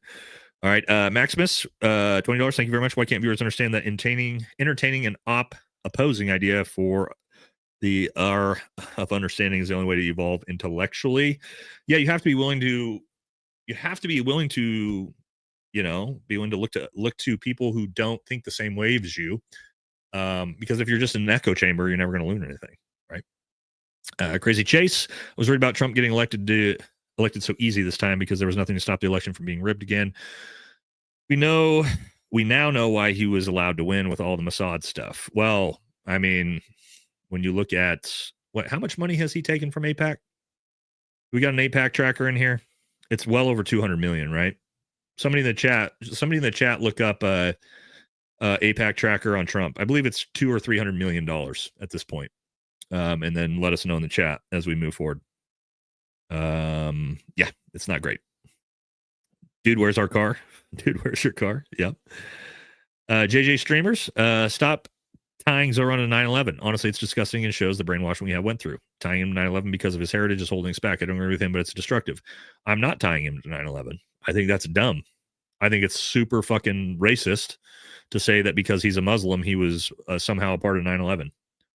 I agree with you. It's super fucking dumb. But yeah, I mean, people are doing it though. Tim, that's why I said, unless you go for teaching, engineering, forestry, doctor, skip the department and go to trade school. 100% agree with you on that one. Trick is with AI replace things to join a service company that either maintains the servers or repairs automation. That's if things get apocalyptic. Not a bad idea. Go with the AI when it comes to the hardware side of things. Already signed up to be 11 Brado. Did I give up? Goof up? No, you didn't. Because you know why?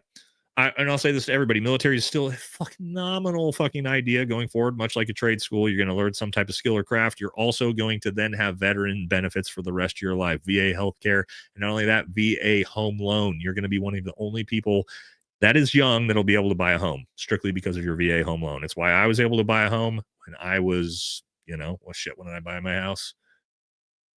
12 years ago without any money. I had no money.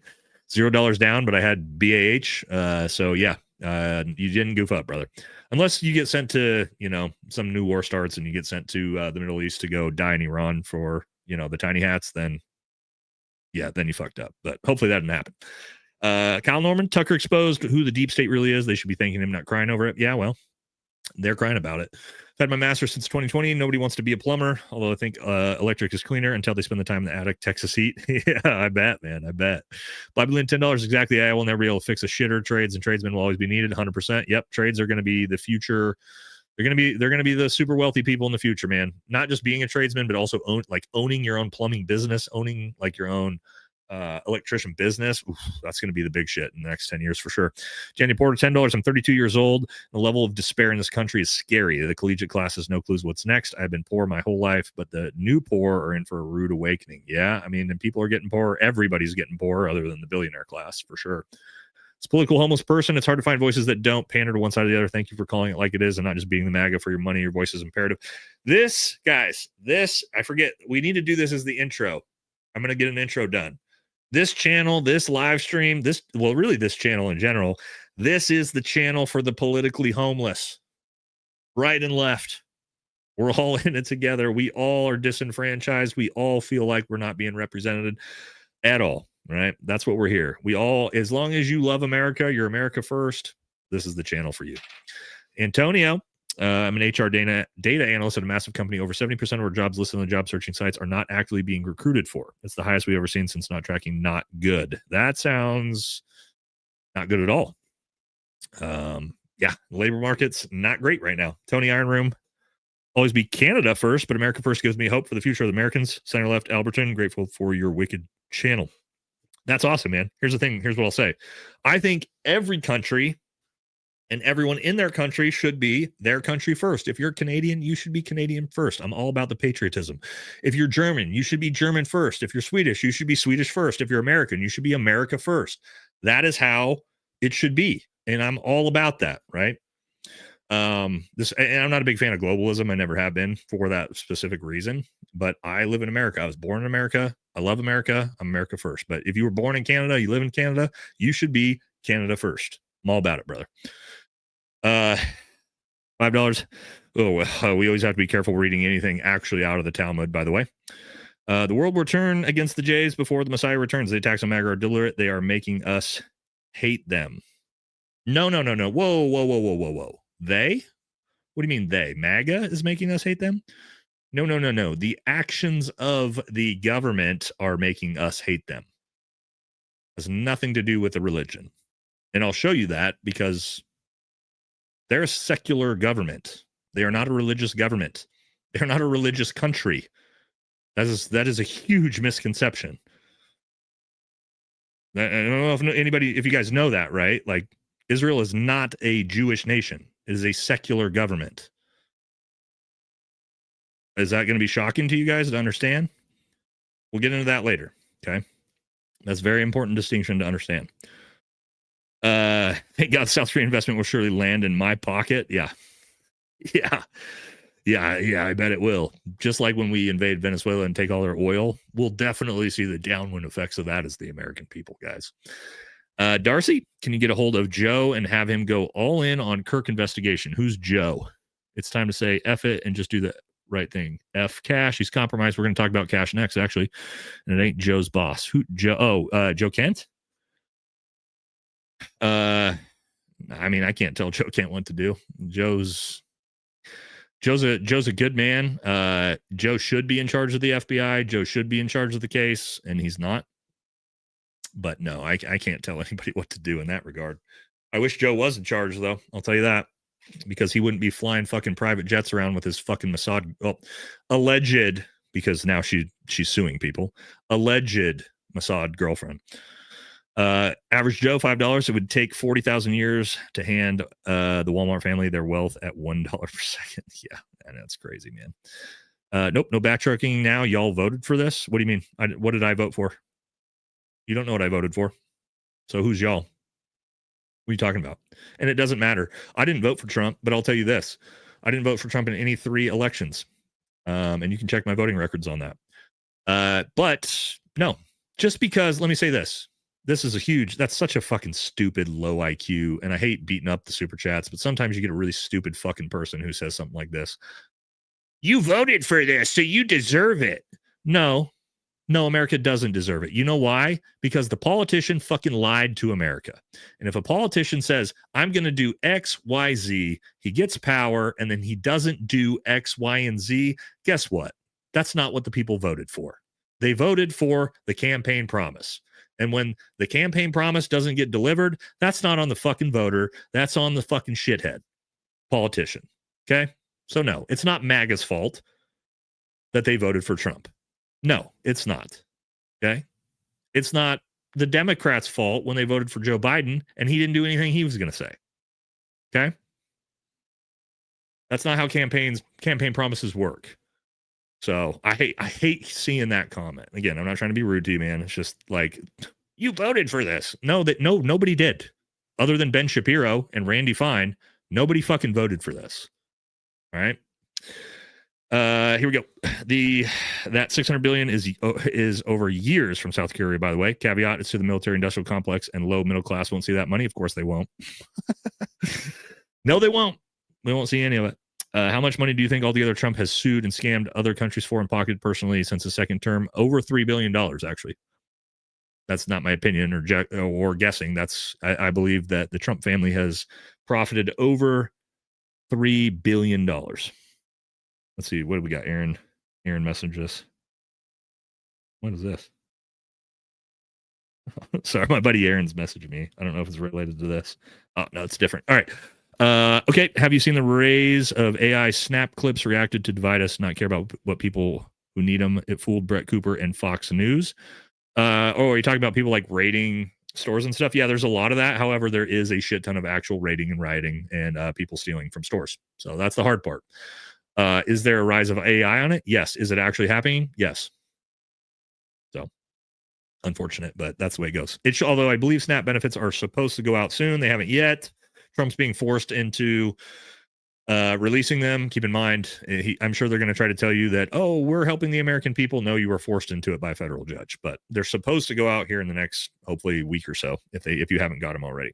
Citizens United passed in 2010, but that has something to do with billionaires' wealth exploding and citizens being ignored by elected officials. Tim McGee, $10. Also, you don't need a business major to go into business or own a business. Just a waste of time and money. That really. Oh, here's another really fucking stupid comment. And I can tell you that because I'm a guy who runs 2 different businesses and has a degree in business. So let me walk you through this. And again, I'm not trying to beat you up on this one again. If you think a business degree is a waste of time when you run a business, do you explicitly need it? No, to run a business. What does a business degree give you? It gives you education in finance, accounting, marketing, general business. So you know what I don't have to do with my business? I don't have to pay people to do a bunch of things for my business because I know how to do them because I have the education in them. Okay. And so that sounds like a comment from somebody who doesn't own or run a business, because I can tell you everybody I know, and me included, that runs 2 businesses, the education is very, very beneficial.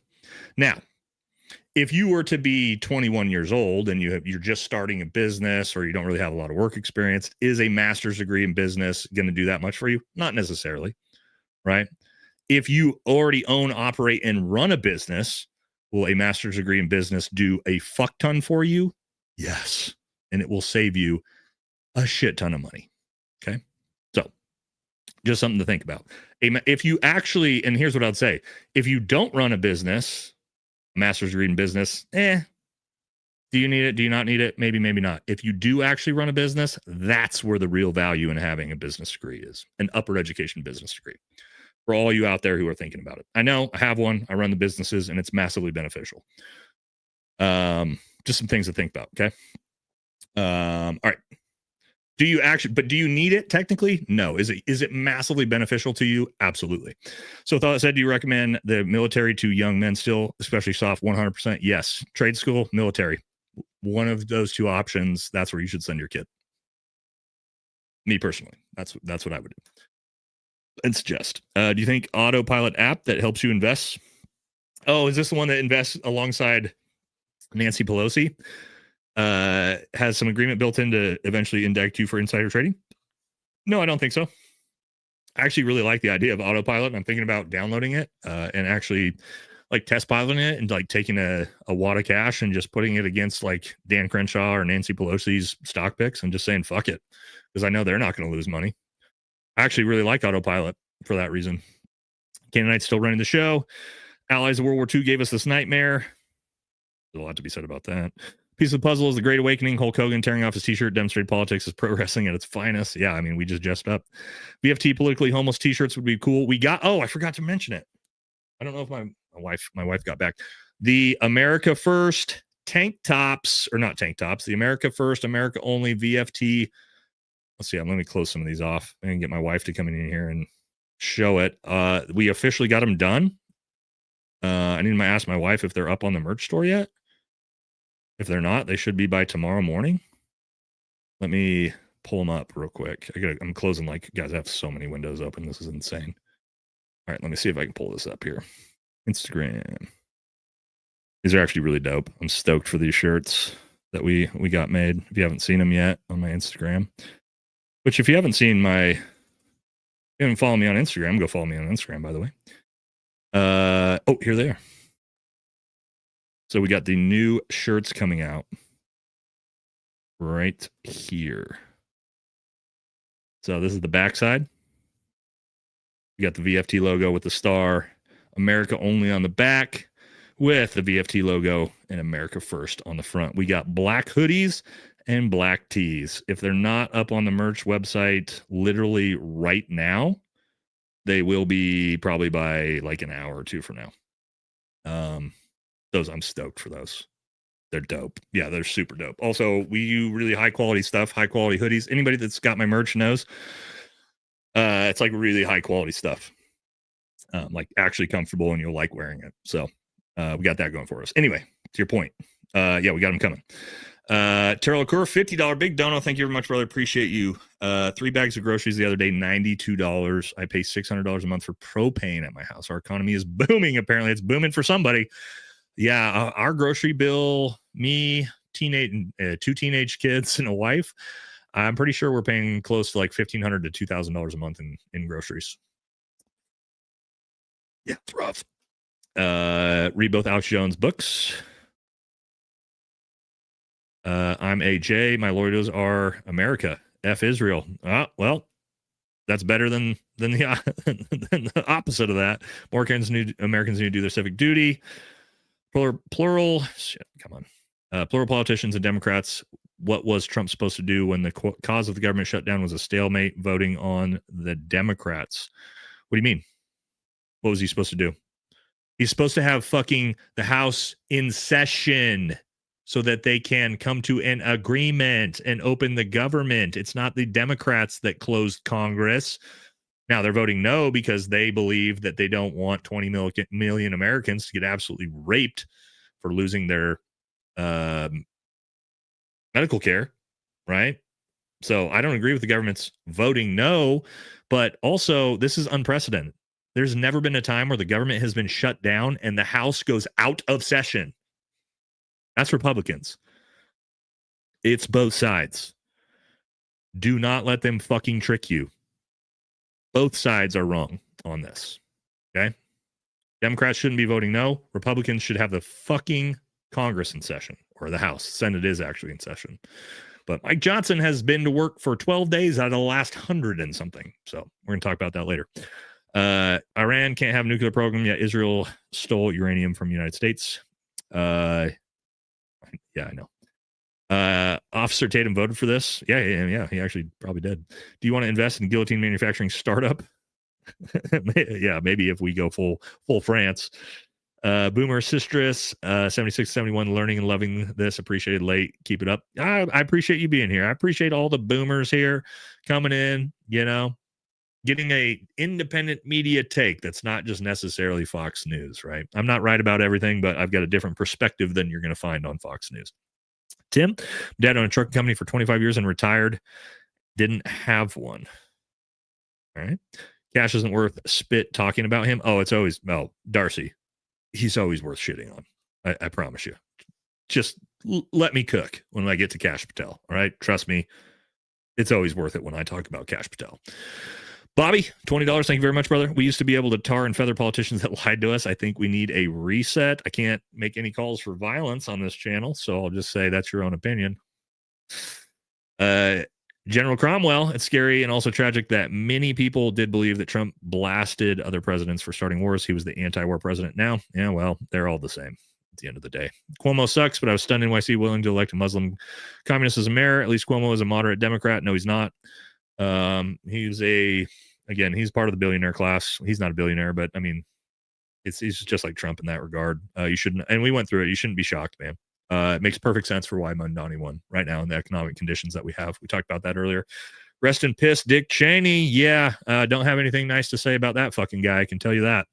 109 countries is crazy. All right. Calm down.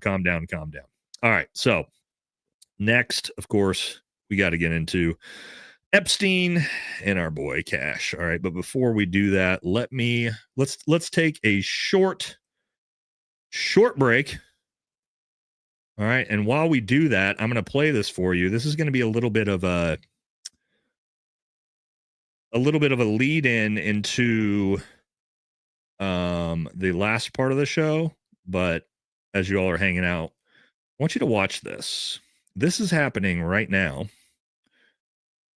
in our greatest allies, or currently, not this was 12 days ago, but this is currently happening. Massive protests in our greatest ally, and they are protesting the guy that we don't like. So it's interesting. So let's let you guys watch this while I go take a piss real quick. I'll be back in about a minute, and then we'll keep it going. Watch this. Enjoy this for now to see what's going on over yonder. All right, here we go.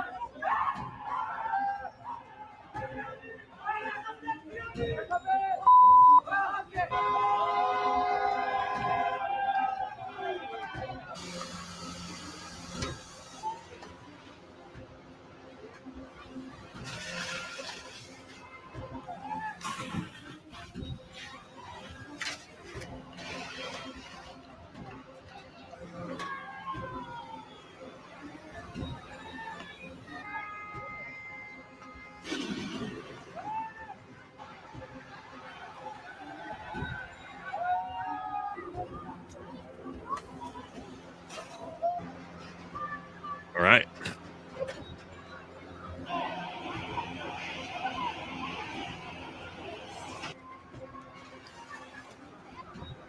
Pretty wild, huh? All right. We'll get to that later. But we just want to watch that while we So yeah, crazy shit going on down there, huh? It's yeah, they're yeah. All right, so let's jump into talking about a little bit about, well, it's mainly about Kash Patel. Because he's in hot water yet again, because yeah, he decided to well, let's talk about it. Decided to take a little trip with his girlfriend on a private jet while the government shut down. Very again. Oh, whoops. I'll remove that. Pull this back up here. Here we go. That's what we're looking for. All right. So let's see. What's going on here? Oh, here we go.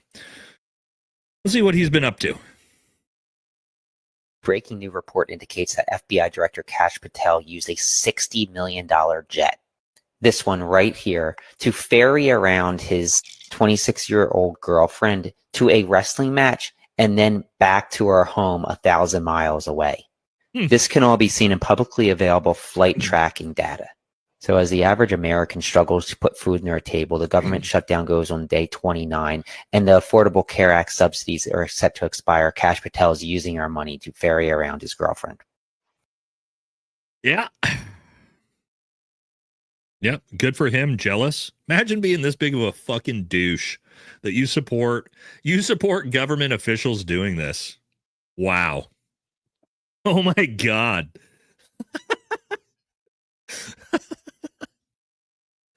This is the type of guy that fucking liked the principal in school. You know what I mean? Don't talk bad about the principal. God, dude. He should. I'm sorry.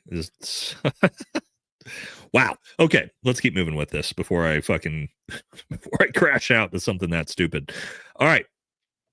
So yeah, here you go. Here is not only not only did he use the private jet to fly to this wrestling match with his girlfriend, he also then threw a tantrum. No, not only that, sorry.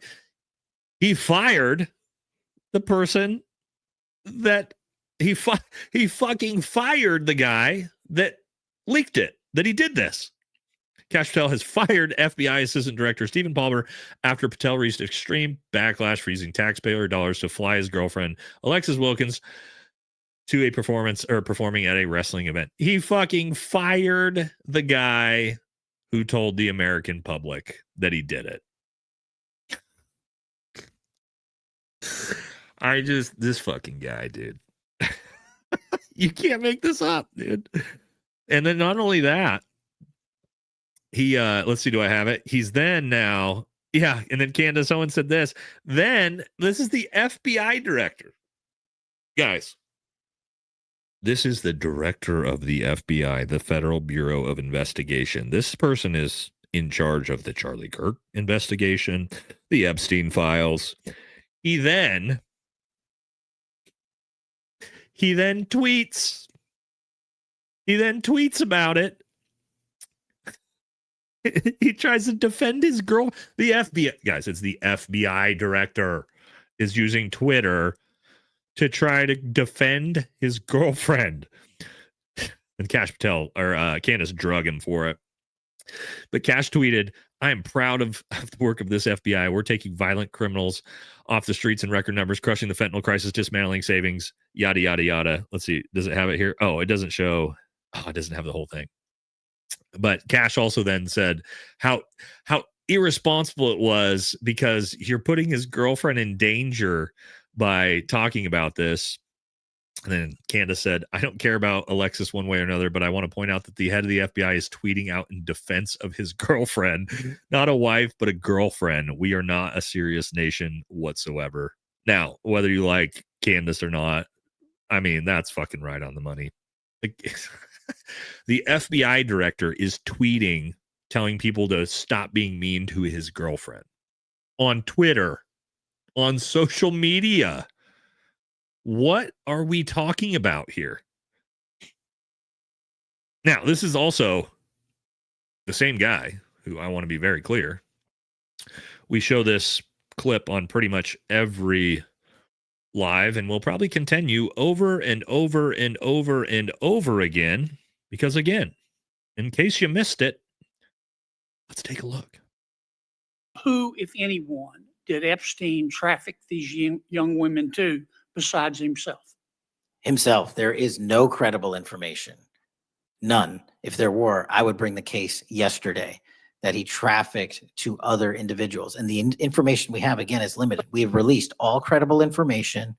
And the information that the Department of Justice and the FBI never releases is information on investigations that are not credible. And we don't release the names of victims who weren't credible.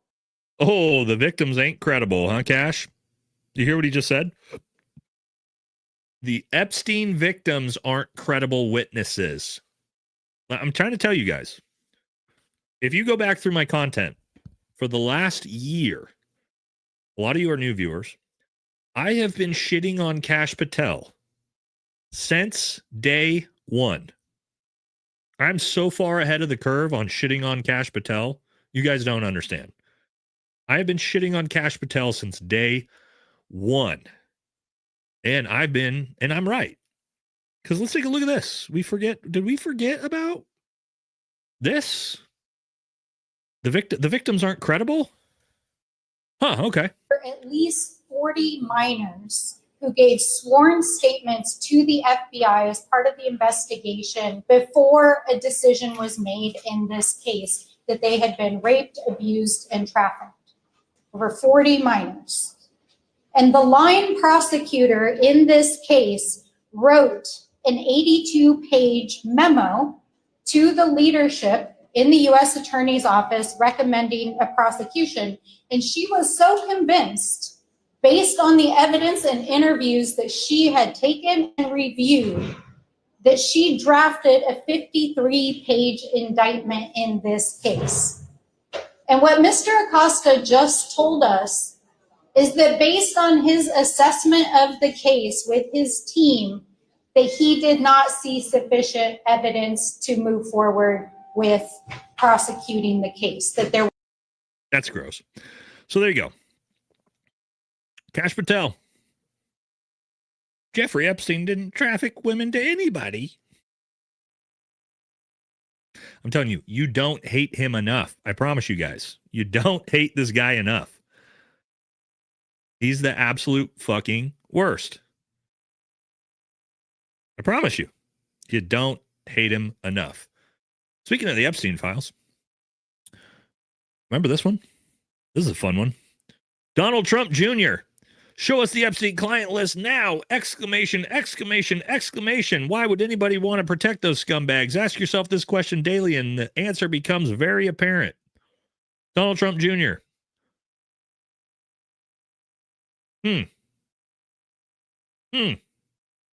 That's an interesting tweet. 2023. He sure as shit ain't asking for it now. He's fucking silent. Don Jr. ain't been asking for the Epstein files to be released. What happened? What happened?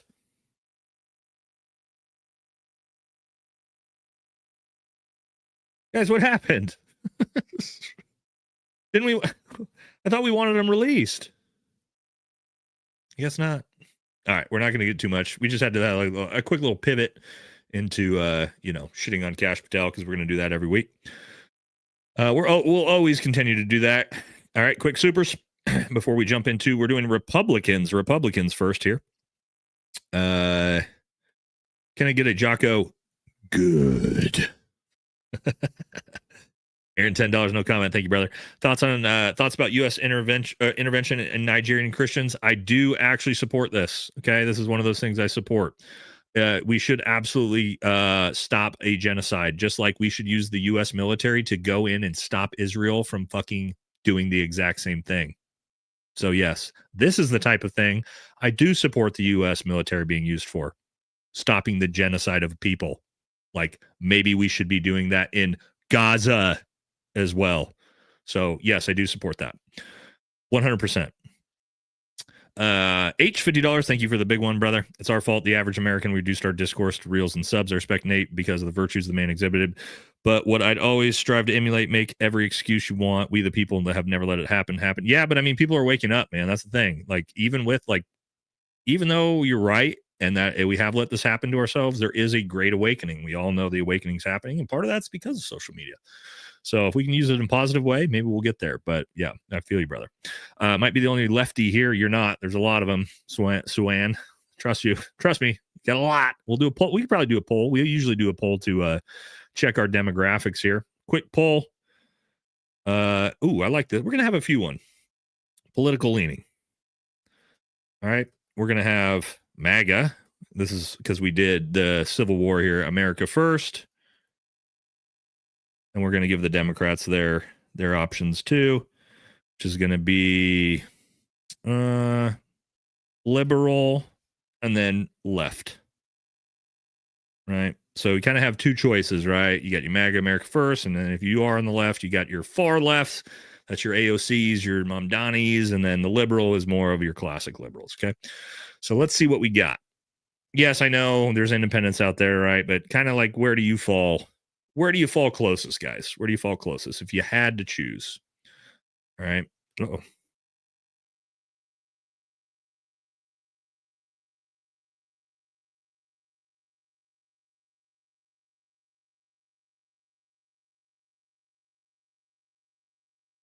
Uh-oh. Did we lose me?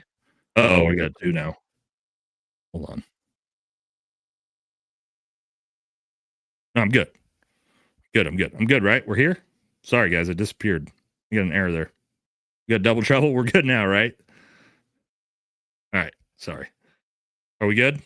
We back. We got a little wazoo there for a minute. No, you can't be independent, right? Here's why, guys. I'm not putting independent up because fucking that's what this channel is. This is the independent political channel. So that's what the vast majority of us are, right? So you can't choose independent because that's what most of you are. You have to say, hey, if I had to choose one, libertarian falls under American first. If you're a libertarian, put it America first. It's the closest you're going to get. All right. Libertarian falls under America first. No poll? There should be a poll. Oh, I got to start the poll, huh? Oh, I guess I could put libertarian up there. No, can I? No, I can only do 4 options. All right. Well, maybe we do. All right, we do libertarian instead of liberal. All right. So if you're on the left, that's liberal or left. Okay. I know. We're starting to pull. I should have just. Why won't this start?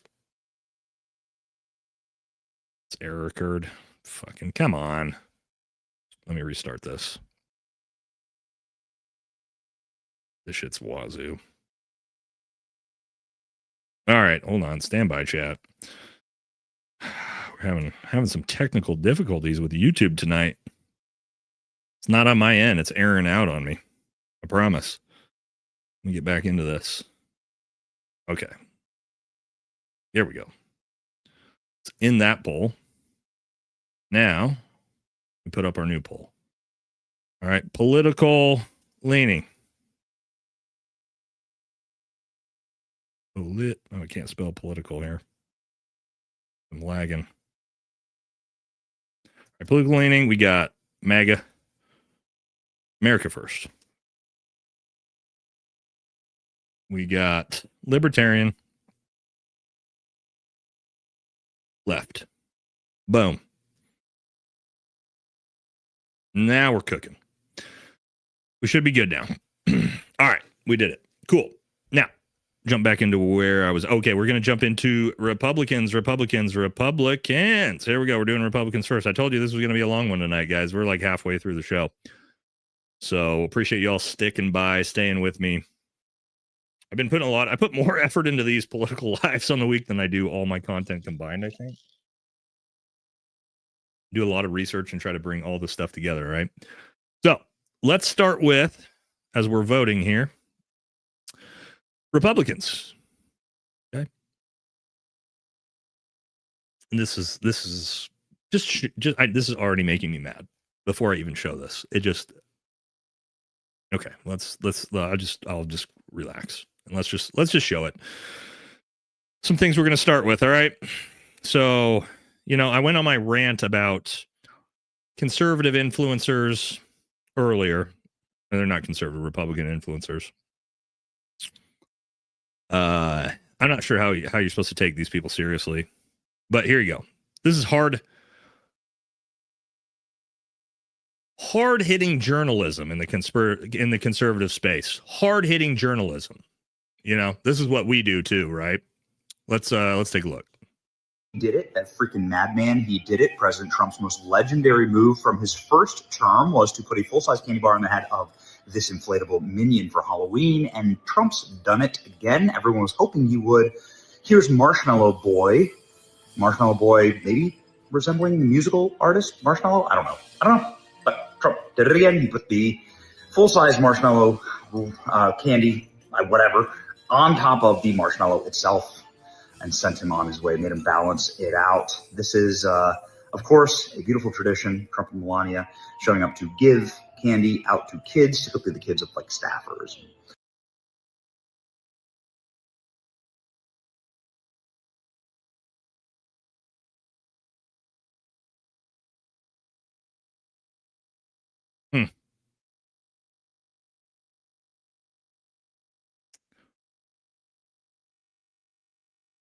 Okay. But don't worry, he's got more, right? Like it's more professional, hard-hitting journalism coming. As that wasn't enough. But let's watch another one. Just if that didn't aggravate me enough, let's do one more. Why not? Yesterday, I asked JD Vance point blank what his Halloween costume was going to be because I've seen the speculation online, and well, we all want this to happen. And JD Vance told me this. Stay tuned. The internet is going to love this. The internet is going to love this. Ladies and gentlemen, your first meme lord vice president. Get ready. Yesterday.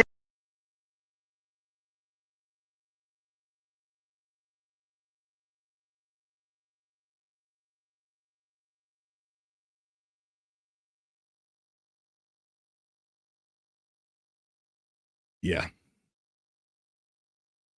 Okay. I don't know who watches that guy's content, but yeah. Sorry that I had to start off with that for to start Republicans off for the way, or I had to start off with Republicans that way. Yeah. Anyway. All right, let's keep it moving. In good news for Donald Trump, he's got a lot going on for him. You didn't see this, with the Epstein files and protecting PDFs and all that shit. Well, don't worry. This is some breaking news. Trump's spiritual advisor, Pastor Robert Morris, has pleaded guilty to 5 felony counts of sexually assaulting a 12-year-old girl. He assaulted her for 5 straight years. And get this, he's only getting 6 months in prison. Why are these MAGA Republicans always let off the hook for these disgusting crimes? There you go. That's Trump's spiritual advisor. Yes, I fact checked that. I looked into it. That's real. Yeah, wood chipper. Yeah. So that's great. That's not great. We just that one just flew under the radar. Just pretended like that didn't happen, but no, it did. Yeah, that's pretty rough. All right. Here's another one. Guys, now I'll tell you up front, I'm not a fan of Jimmy Kimmel at all. I don't think he's funny. But I'll tell you, this one was actually funny. So if you saw Trump's Japan trip, it had it was very Biden-esque in it. Let's take a look. When Trump visits, you have to find something to do with him. You can't just take him for a stroll around town. So instead, you take him for a stroll inside a palace where he gets uncomfortably close to the band. Just kind of stands there staring until the prime minister leads him to the other side of the room where, yep, not much to see here. Kind of lumbers past the flags. He salutes the drapes. I don't know what he's saluting. Keep going, Mr. President. We need you to keep moving along. Now he's just bored. Now he's like, and what the hell am I doing? I'm missing Sean Hannity for this. So who can I even talk to? He's like, oh, over here? All right. I think I recognize some of those people. I think those, yeah, a couple of those people work for me. So I guess I'll go. It's like he's lost at the ball. And maybe I'll just climb up onto this little podium. Where the hell are the geisha girls I was promised?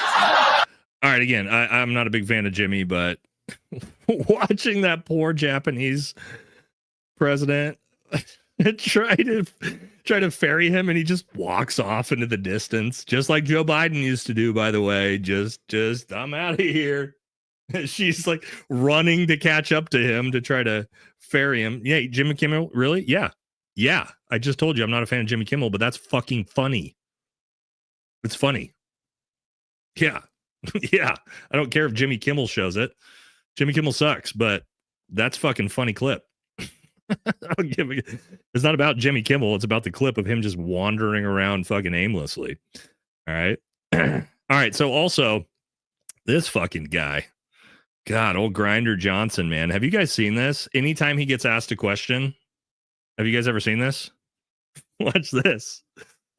Oh, Grinder Mike, dude. He just never knows much about much, considering he's the Speaker of the House. You think he'd know what's going on. Why haven't those files been released? Have you?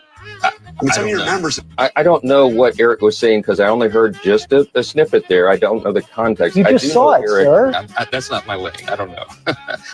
I don't know what you're talking about with the children. I haven't seen the specifics of that, and I don't know. I don't know the latest developments. But look, there are authorities that police executive branch ethics rules. I'm not an expert in that. I don't know who any of these people are. I never heard of them. I don't know anything about the meme coin thing. I have not heard or looked into the details of that. I've been a little busy. I don't know any of the details of that yet. I don't know any of the details of this at all. I don't know who's been alleged to have been involved in this. Well, look, I don't know anything about the dinner. Look, I'm not going to make any detailed statement on this because I don't know the details. I've heard of that. I don't know anything about it. I can't comment on any of those instances. All right, it's another 40 seconds of exactly that. That guy never has any idea about anything. I mean, he's the Speaker of the House. You would think he would know about something going on, but anytime he's asked any question ever, it's like, I don't know about that. I don't know about that. I don't know about that. I don't know about that. He's he's an interesting cat. All right. This is an interesting one too. If you guys haven't seen this is one of Trump's closest advisors came out and said something that I don't think he was supposed to say. Secretary of Commerce, which was also one of Epstein's neighbors. He's always right there, right next to Trump on every picture you ever see. Gross. Right. So how come Bill Gates and all these other people could hang around him and not see what you saw? Or did they see it and ignore it? Or no, they participated. Right. That's what his MO was, get a massage. And what happened in that massage room, I assume, was on video.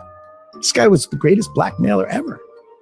Blackmailed people. That's how he had money.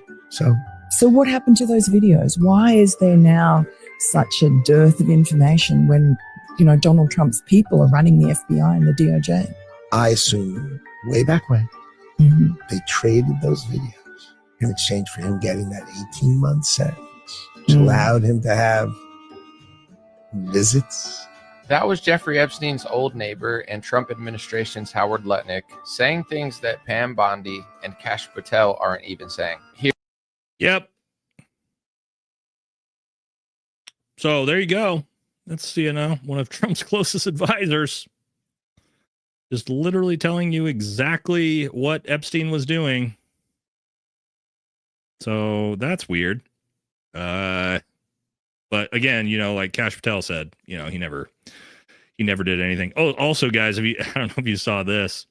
So Trump, where he talks about his 8 wars that he ended in 8 straight wars he ended, the president of peace. You guys all know what I'm talking about? Of course you do. So Trump tried to brag when he met with Xi Jinping last week.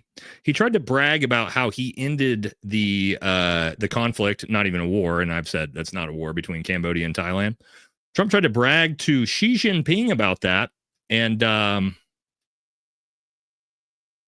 it didn't go well, because Xi Jinping corrected him and let him know that Trump did nothing about that, and it was actually China that brokered that peace deal.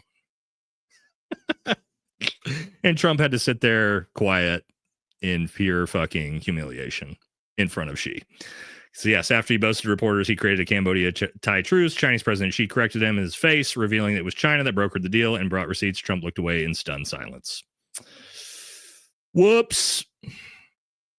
Whoopsies. Again, none of them were wars, and Trump didn't end any of them, but just, yeah, that's a little whoopsie on Trump's part to have tried to say that.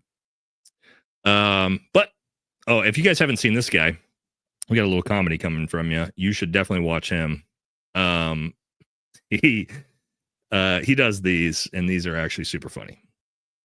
Well, I'm Attorney General Pam Bondi. President Trump's pardons aren't for sale, and each request is being thoroughly reviewed. Hello, I am Binance founder Changpeng Zhao.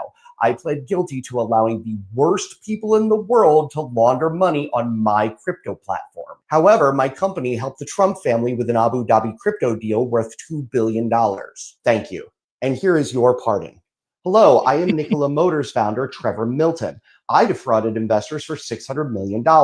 However, my wife gave $2 million to President Trump's campaign, and my lawyer is your brother, Brad Bondi. Oh my Thank God. you. And here is your pardon. Hello, I am New York Attorney General Letitia James. You are alleging that I improperly received a slightly lower interest rate on a home that I was renting to my niece. However, I prosecuted President Trump for fraud and won a judgment of $500 million. Straight to jail. Hello. Oh, that guy's great. He's got great stuff. He does those. But yeah, for those who don't know, Trump is literally just giving pardons to people that give him millions of dollars. That's legitimately happening right now. It's just, nothing to see there. No big deal. I mean, Biden pardoned plenty of people too with the auto pens, so we can't be too much on it, but it's still just kind of like, wow, that stuff's happening. Let's move into a little bit with what's going on with ICE, Border Patrol. Now, again, I am typically a supporter of ICE and what they're doing, and Border Patrol, I think they're getting a bad rap. However, then you hear this type of shit where the Border Patrol chief, Bavino, decides to say this. Aiming above the waist is within policy? It can be. If someone strays into a pepper ball, then that's on them. Don't protest and don't trespass. What did you just say? What'd you just say? Don't protest, or you're going to get shot with pepper balls? No. Trump administration. No. That's not what we say. That's a big fuck you. That's a big middle finger. Don't protest? Go fuck yourself. That's one of the, again, First Amendment. You guys know, I'm a constitutionalist at the end of the day. You don't get to say, and this is why I shit on all the Christian Zionists for trying to dump on the First Amendment of people like Tucker and Nick. You don't get to say, we're going to shoot you if you protest. So that's not how this works, guy. You're going to lose support for ICE saying stupid shit like that. Don't protest or we'll shoot you with pepper balls. Nah, dog. Nah. All right, let's see where we're at. We're about done with the Republican Party. Oh, we got this. Also, I can't even say her name. Marjorie Taylor Greene had a tweet. She's doing a great job. I used to not be a fan of Marjorie, but when you look at her actual scores, so she's been getting attacked, right? Because she went on The View, she went on Bill Maher's show. Here's her voting record. She has a 100% voting record on the Liberty Score, which is America First voting. She has also taken $0 from AIPAC. $0 from AIPAC, 100% score from Liberty. How are you not going to support? And if you're America First, she's the fucking queen right now. Whether you like her, you don't like her, she's crushing. She's one of the only people that's actually hanging in there doing the right thing when it comes to the Republican Party right now. All right. And did that wrap us up? I think, we got one. Oh, this is a very important one. I want you guys to remember, because Donald Trump came out and announced, I don't know if you guys saw, about the Ukraine-Russia war. Donald Trump just came out, I believe, 2 days ago and said, there's nothing the United States can do. It is up to Russia and Ukraine to figure the war out for themselves. Donald Trump's out. I don't have a problem with that necessarily. However, let's take a little trip down memory lane. Campaign promises. I'm big on campaign promises. Promises made. Are the promises kept? Promises made, promises kept. End that war between those two countries in 24 hours. It won't even take that long. Before I even arrive at the Oval Office, I will have the disastrous war between Russia and Ukraine settled. I will end that war in one day. It'll take 24 hours. I would fix that within 24 hours. And if I win, before I get into the office, I will have that war settled.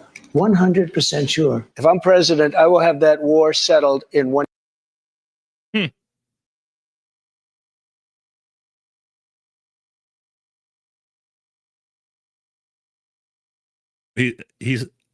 Somebody just said that's it. He was being sarcastic in 8 different clips. He was being sarcastic because that's really the argument you're going to make. I know you're like a hardcore MAGA that just said that it was sarcasm. Really? That's the level of copium you're huffing. Oh God, Trump's the best. Come on, dude. Bro, come on. You're fucking real, dude. Now, we've shit on, again, this is what we do. We shit on both sides here. That was a lot of shitting on Republicans because they deserve it right now. However, man, there is a lot to shit on Democrats for right now. I promise you. We'll hit those super chats. We're going to jump into a lot of Kamala, Gavin Newsom. A lot of weird shit going on. All right. We'll hit the super chats, move into the Democrats. All right. No, we already got that one. Let's see. Here we go. Hey, man. I just wanted to, huge fan.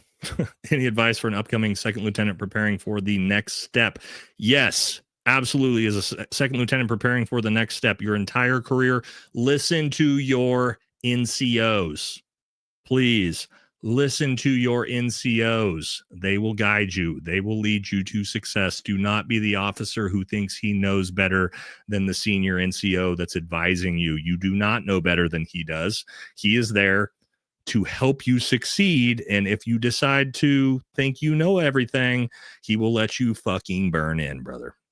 Listen to your NCOs. All the NCOs out there right now listening to that, I guarantee you can say that's good advice. Okay. All right. I'd spend much of my money to defend my girlfriend. Please stop topping to get my $5 worth. Yeah, I mean, I don't know. So I wouldn't be doing it publicly. I'm going to turn those damn TS satellites on. Bobby Lynn, thank you, brother. Maxwell and sweetheart incarceration. Andrew lost his royal status. Yeah, right. Prince Andrew, they gutted him, kicked him out for the Epstein stuff, but there is no evidence. Don't piss my back and tell me it isn't raining cash. Yeah. The royal family rescinded his Duke status over his involvement with Epstein, but there was no trafficking to him, right? Got it. Tracking. Good comment. Tim, sorry, I made a mistake. He majored aerospace management and minor in business. I made a mistake. Okay. Not lowering my flag. How about you? If it's an American flag, I'm not lowering it. I'll tell you that. Who would win? Green Beret, YouTube. I don't know. I'm a Green Beret on YouTube. Love the stream, sir. Have you had threats from the 3-letter agencies to you, and how do you deal with them? Sorry. Like direct threats from 3-letter agencies? No, I haven't. How would I respond to it? I would immediately get on my platform and tell all of you that I received those threats from that 3-letter agency. You're not going to fucking bully me. The government knows they're not going to fucking bully me, period. And I don't think they're going to try to for that reason, because I would immediately come and tell you all that they did it. You don't fucking scare me. I worked for the government for a long time. I'm not scared of it. Daniel Stein, $10 or $5, excuse me. In the Epstein files, clearly there are a lot of powerful people. Sort of how 9 of the officers that watched the tapes ended up unalive. That's a real thing. 9 police officers who have seen those tapes have all committed suicide. If you didn't know that, that's a real thing. Nothing weird to see there. Have you seen Andrew Wilson versus Coach Greg Adams? I have not.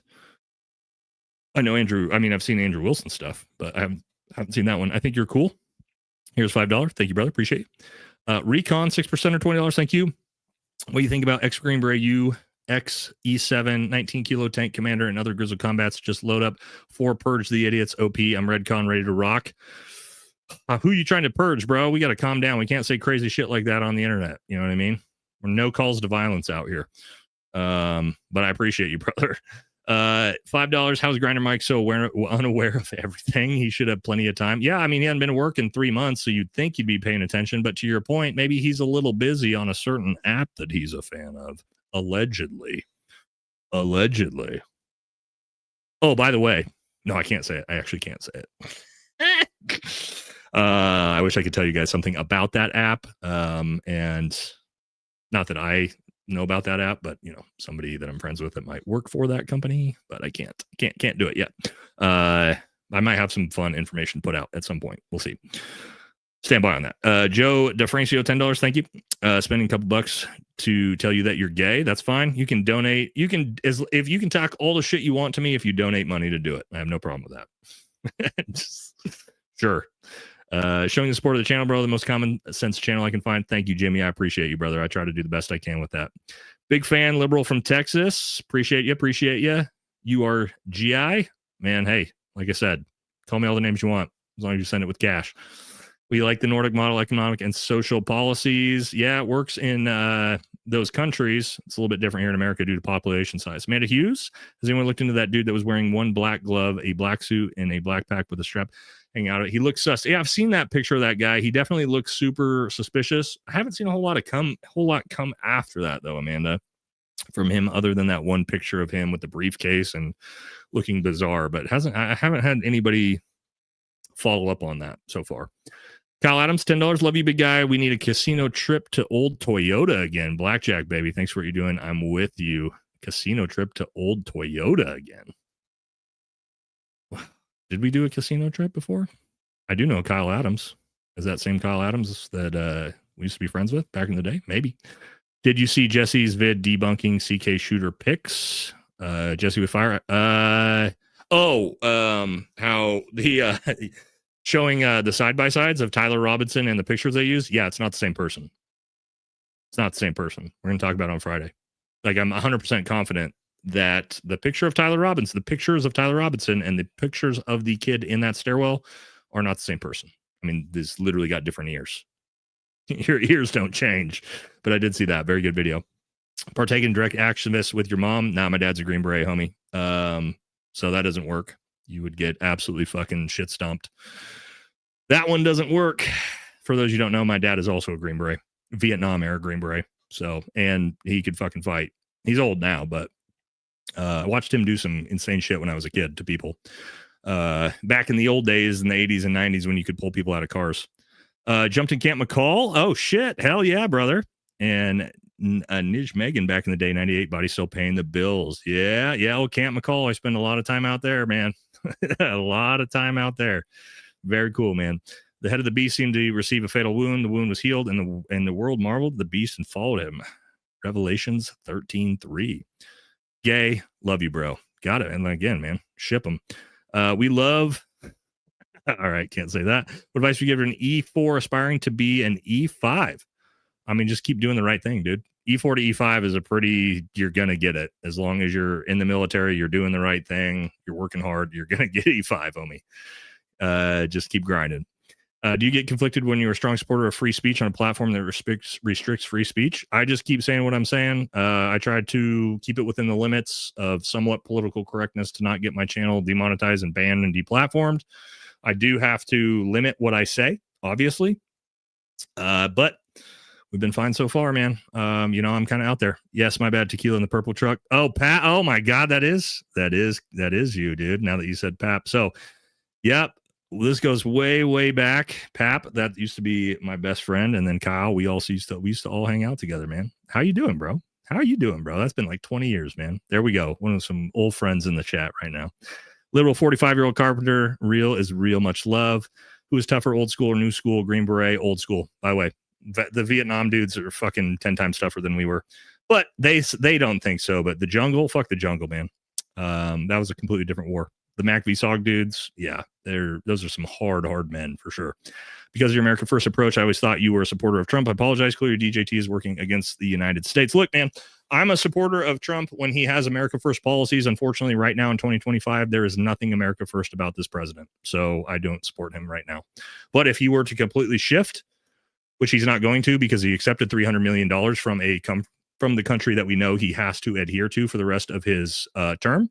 But if he were to, I would support him. I have no problem with that.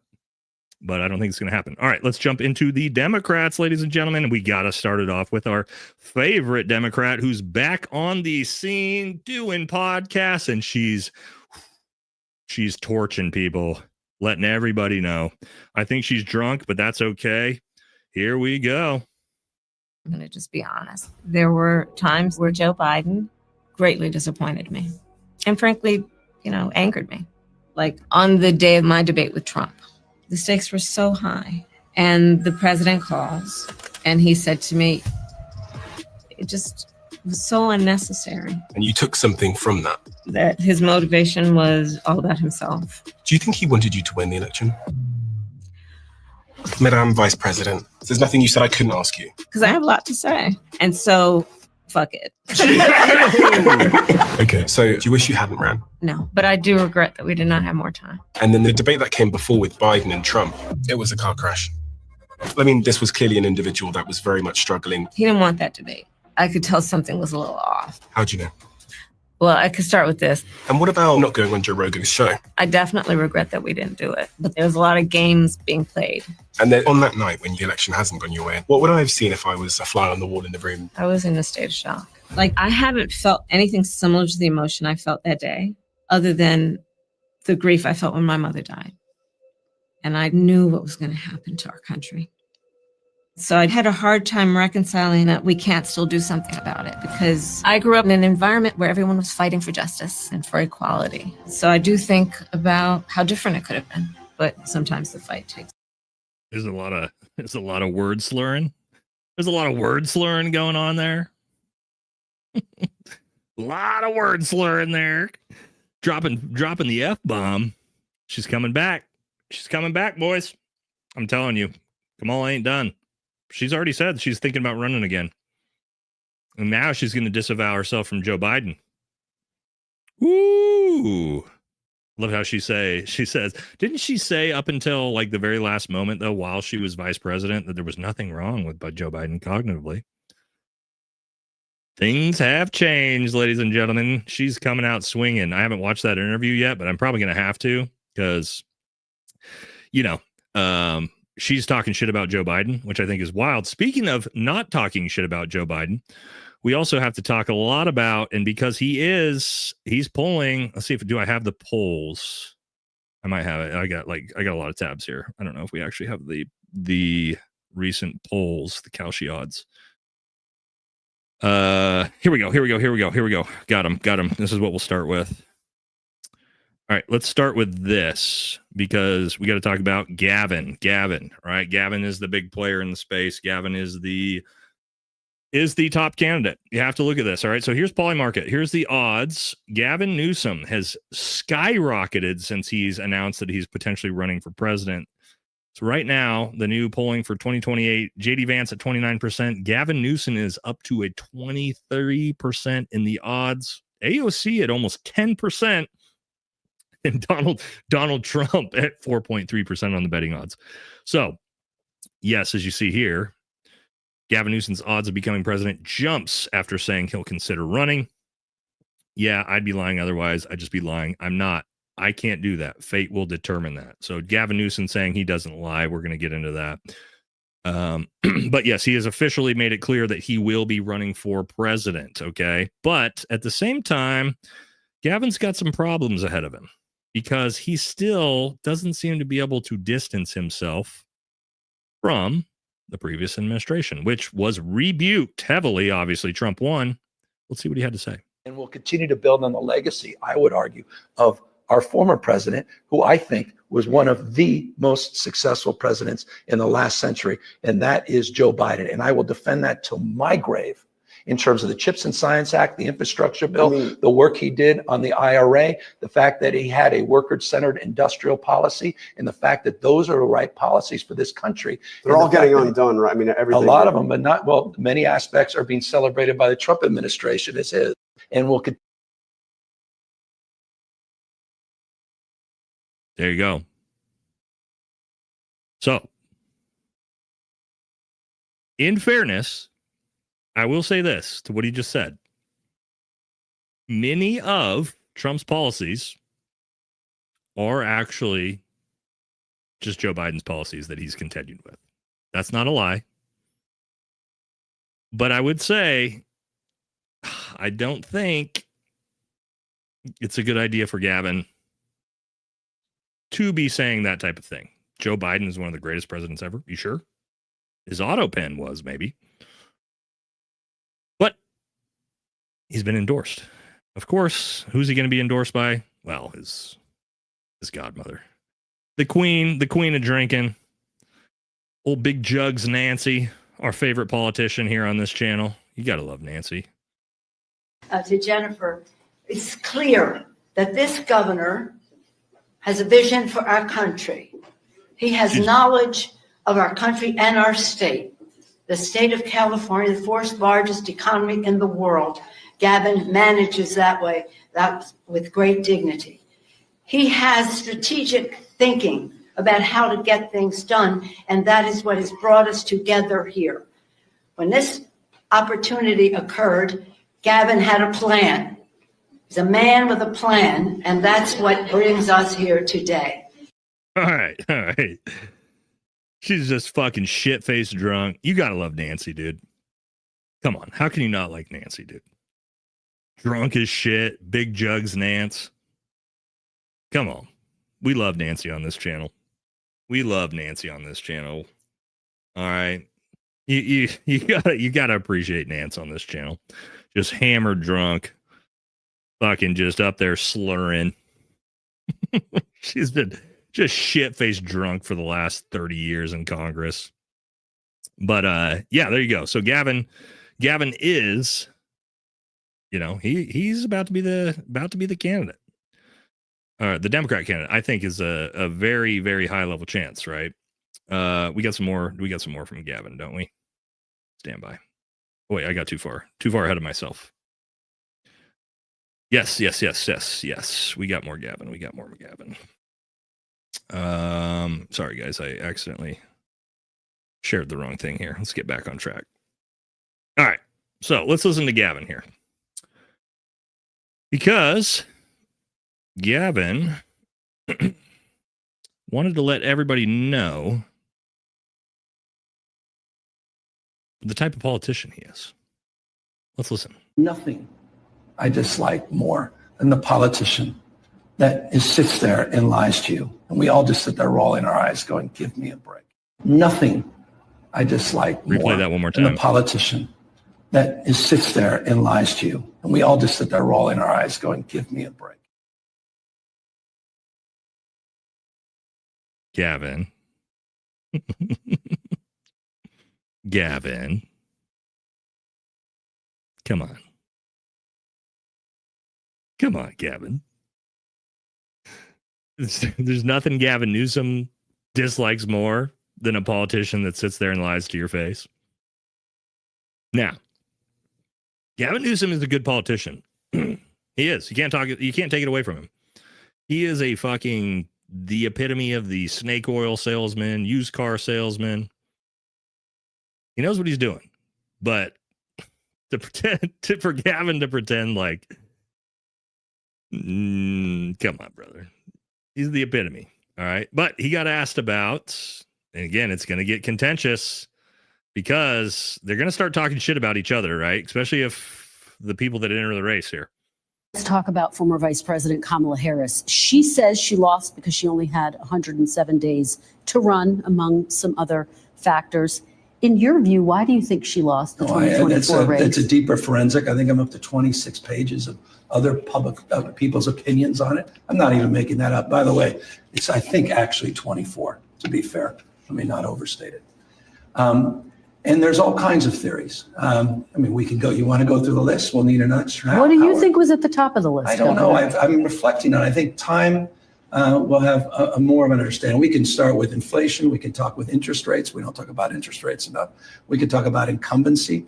We can talk about Israel. We can talk about immigration and the border. We go through a myriad of lists. We can talk about Joe Rogan. We can talk about woke. We could talk about the 107 days. We could talk about the lack of an open primary. We could talk about the view. Again, I'm on page 6 of the 24 pages.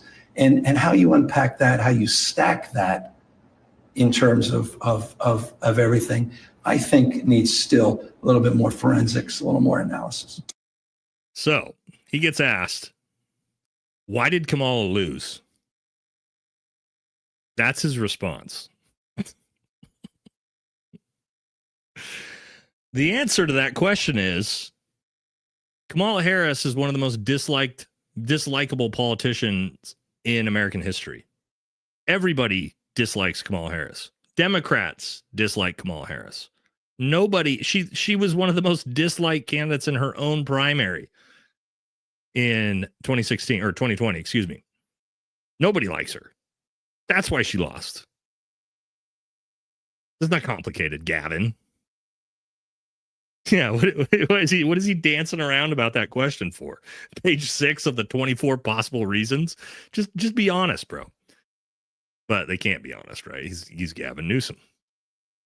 All right, real quick. We're gonna move past Gavin. We were pretty deep in Gavin there. Well, hopefully, not pretty deep in Gavin. That'd be pretty weird, you know what I'm saying? Although he might not dislike that. Next, we're going to talk about, I don't know if you guys saw this when it comes to Democrats, Bill Gates. If you don't saw this, Trump came out and said this. We just won the war on climate change hoax. Bill Gates has finally admitted that he was completely wrong on the issue. It took courage to do so. And that for that, we're all grateful. MAGA. Yes, Donald Trump is friends with Bill Gates now. Bill Gates has come out and admitted he was wrong about climate change. Did you guys see this? He came out and said the climate change hoax, it's all fake, and I lied about everything, and Donald Trump was right. Did you guys see this? Except in classic Donald Trump fashion, That is not what that is not what Bill Gates said at all. Well, let's look at what he actually said.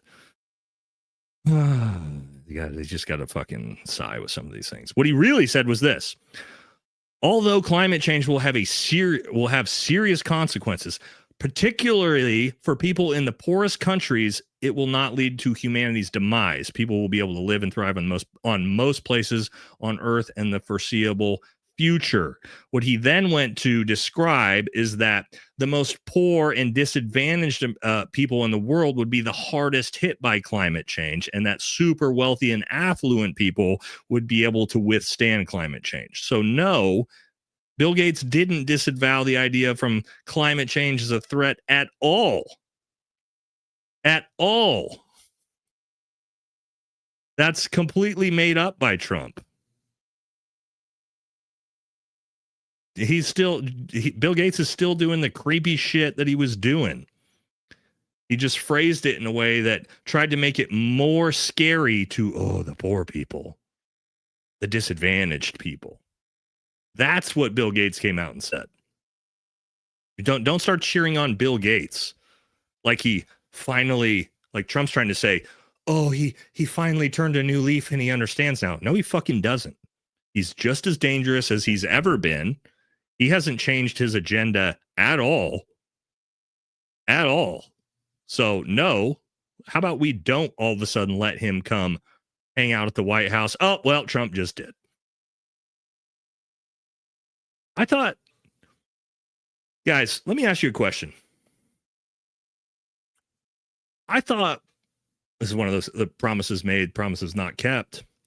I thought we were going to hold people accountable for COVID. Is Fauci in prison? Is Bill Gates in trouble? Is Pfizer in trouble? Is Moderna in trouble? Is all the people that shoved this down your throats from 2020 to 2023? Did anybody face anything? Has the Trump administration done anything to these people? Anything? Have they? Has the Trump administration held anyone accountable for COVID? Nope. Nothing. Nobody held accountable for Epstein. Nobody held accountable for COVID. Nobody held accountable for fucking anything. You notice that? You notice that? You were promised that. You were promised that. You were promised all those things. You remember that? No accountability. Nope. It's all the swamp.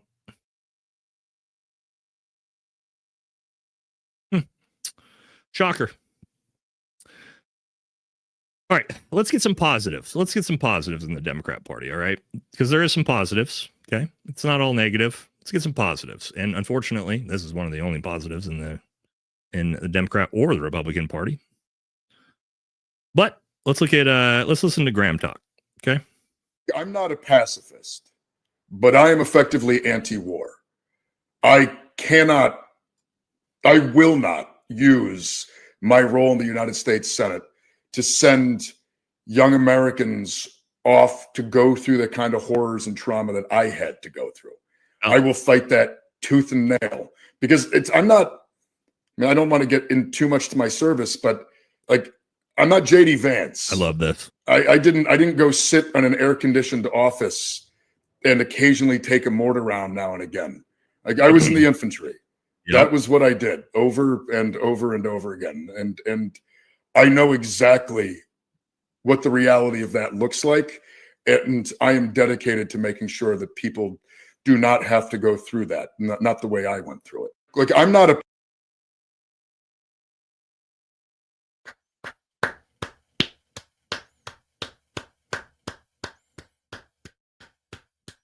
That's a Democrat that I support. Vote for him. 100%. That's America first. He knows. He understands. He went and fought the war. He gets it. Not like fucking all these, not like Ted Cruz and Randy Fine who want to send your fucking sons and daughters to go die in a foreign country. He gets it. He went and fought the war like we did. He's America first. I don't agree with all his politics. That's a Democrat that I would tell you, if you're in his district, go vote for him. That is a fucking thumbs up for me. Okay? That's a and again, that's a this is how we are on this channel, right? If you're a Democrat like Graham and that's your message, we're going to support you. James Talarico is another good Democrat. Yes, he is. That's another one I really like. I really like him as well. Okay? So like I said, there's going to be some positives. It's not all negatives on the channel. Okay? Thoughts on James Talarico? I think he's great. That's another Democrat that I would say go vote for. Again, who knows what they do? Like once they get into office, are they going to, are they going to actually do what they run their campaigns on? I don't know. You never know that. But he is saying the correct things. Okay? That I can't. Everything he just said, and I do love that the shots fired at JD Vance. JD Vance runs his campaign on being this, Marine, which he was, but he was a PAO. He didn't fucking fight the war. He did exactly what Graham just said. He sat in a fucking air-conditioned office on the fob and typed up press memos. Okay? That's different. So again, somebody said you don't have a crystal ball. That's right. I don't have a crystal ball, but I can tell you the things that James Talarico, as Democrats, and I'm not a Democrat at all, but if they were in my district, I would vote for them. Let's say this. If Graham Plattner and Lindsey Graham were running in my district against each other, Republican versus Democrat, not only would I vote for Graham, but I would use my entire platform to do everything I could to support him getting elected over Lindsey Graham. And that's me as a conservative. Because he's America first, and Lindsey Graham is not America first. That is what I mean when we talk about this channel and the politics on this channel, okay? And why America first is the baseline is because what America first as a baseline can allow us to do is go, hey, I'm a conservative, but this Democrat, even though I don't agree with everything he says, is America first. And I'm going to vote for him over the fucking foreign lobby candidate who's being paid for by AIPAC. Even if this is the conservative Republican. That's what America first allows us to do. And that's why the movement's important, guys. Is we should be able to see candidates for who they are and say, are you going to vote based off of being America first, or are you going to vote based off of what you're told to do by a foreign lobby? And Graham Plattner, again, I don't know what he's going to do, but I have a feeling based off of who he is, the man he is, his resume, that he will most likely carry out his politics with integrity. I would guess. I have a lot of faith in that guy. So I 100%, and he's going to win. I think he should crush. But, we don't know. All right. Now, here's another one. This is going to be a little reverse, but this is positives for Trump. Buttigieg, Booty Juice, who I'm not a fan of, got absolutely shit stomped here. So let's watch this.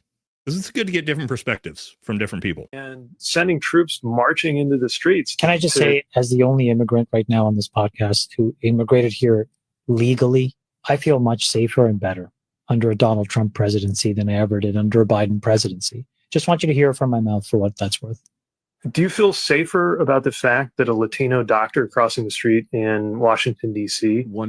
Is getting hassled or harassed because they're brown? I don't think that I've heard that. Now, okay, so you're not aware of any case in which a U.S. citizen who is no. Like you're but I will tell you, for example, after 9/11. Wait, you're on a podcast commenting about immigration. Surely you have some level of awareness. Let me tell you. After 9/11, for example, for years I had SSS on my boarding passes.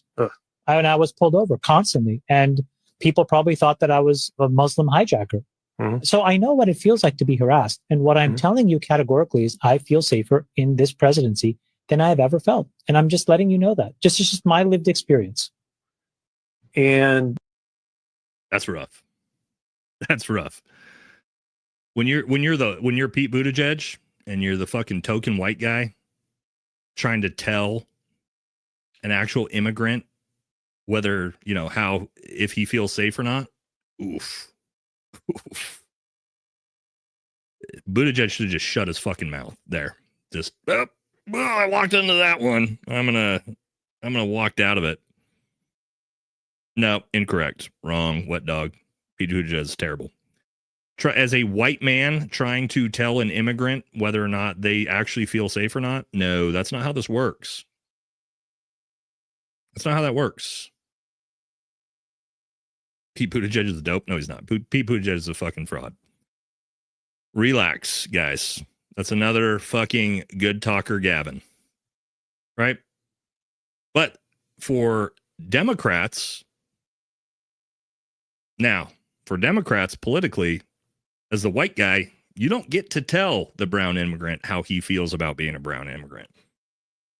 You don't get to do that. No. That's not how the Democrat Party works. You keep your mouth shut when talking to a brown immigrant. It's different than a Republican Party. But on the left, that's not how it works. All right. Interesting. Yeah. Booty juice, he's got 0% chance. Now, let's get into some disgusting negatives.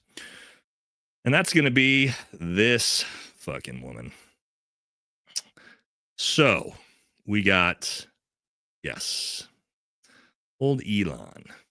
I don't know if you guys saw this. She was at a press conference talking about how our president, glorifying Elon Omar, has called the president of Somalia our president at a rally. Somalia is our home. It is our heart. We always think about Somalia. Okay. Yeah, that's a fucking no-go. That's a no-go, brother. No. That's, not a very America first. Exactly. I don't care. It doesn't matter if we're talking about Israel, Somalia. This is a fucking no-go. Like, you can fucking leave later. If that's what you're going to say, that our president is a president of a foreign country. No. And you know what makes it even worse with her? What makes it even worse with her? Why don't we take a look at this? As she fucking bitches and moans about America, let's look at this. Elon Omar's net worth, 2020, $65,000 in debt. 2021, positive 65K. 2022, 115K. 2023, 205K. 2024, $30 million fucking dollars. What happened there? Well, what?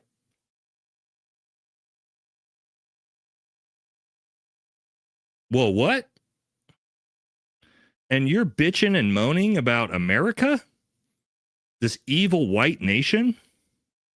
Also, wait, what? I don't know what, somebody can do the math on that. What's the percentage increase in 1 year in net worth there? I'm going to say, what? 15x? What? Where the fuck did all that money come from? People like that are the absolute worst. She is the absolute worst. Absolute worst.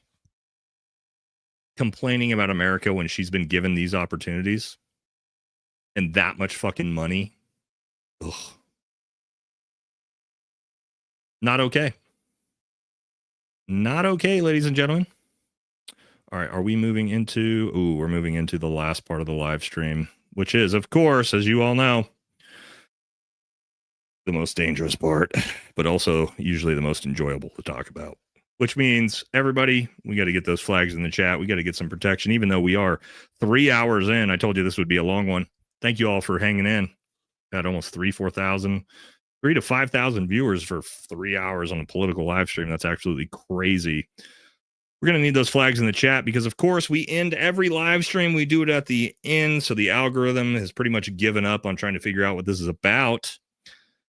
Yes, our greatest ally. But I do have to hit the super chats real quick before we jump into that so we don't miss them.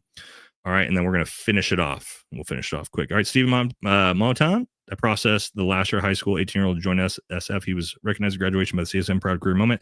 I came from the 82nd and trained with that kid for 2 years. Very cool, brother. Hawkins, $10. This is why I hate politicians. Zero spines. The fact she's flipping on Biden to make herself look good is hilarious and pathetic. Yeah, that's what they do, man. They'll all start going after each other. We need an episode with you and your dad. Yeah, so I actually rebuilt the, as you can see, the new desk here. They actually have the setup now to be able to do multiple guests. We haven't been able to now, but we are going to get to that eventually. $20 from Sultan. Thank you. Love your channel. My whole family watches you now. Well, I appreciate it, Marilyn Monroe, because you know what? I know that you were a fan of JFK, Marilyn Monroe, and so are we on this channel. You know what I'm saying? NY Stock Exchange, soon to become Florida Stock Exchange. Yes, it is. They're all going to bounce and bail.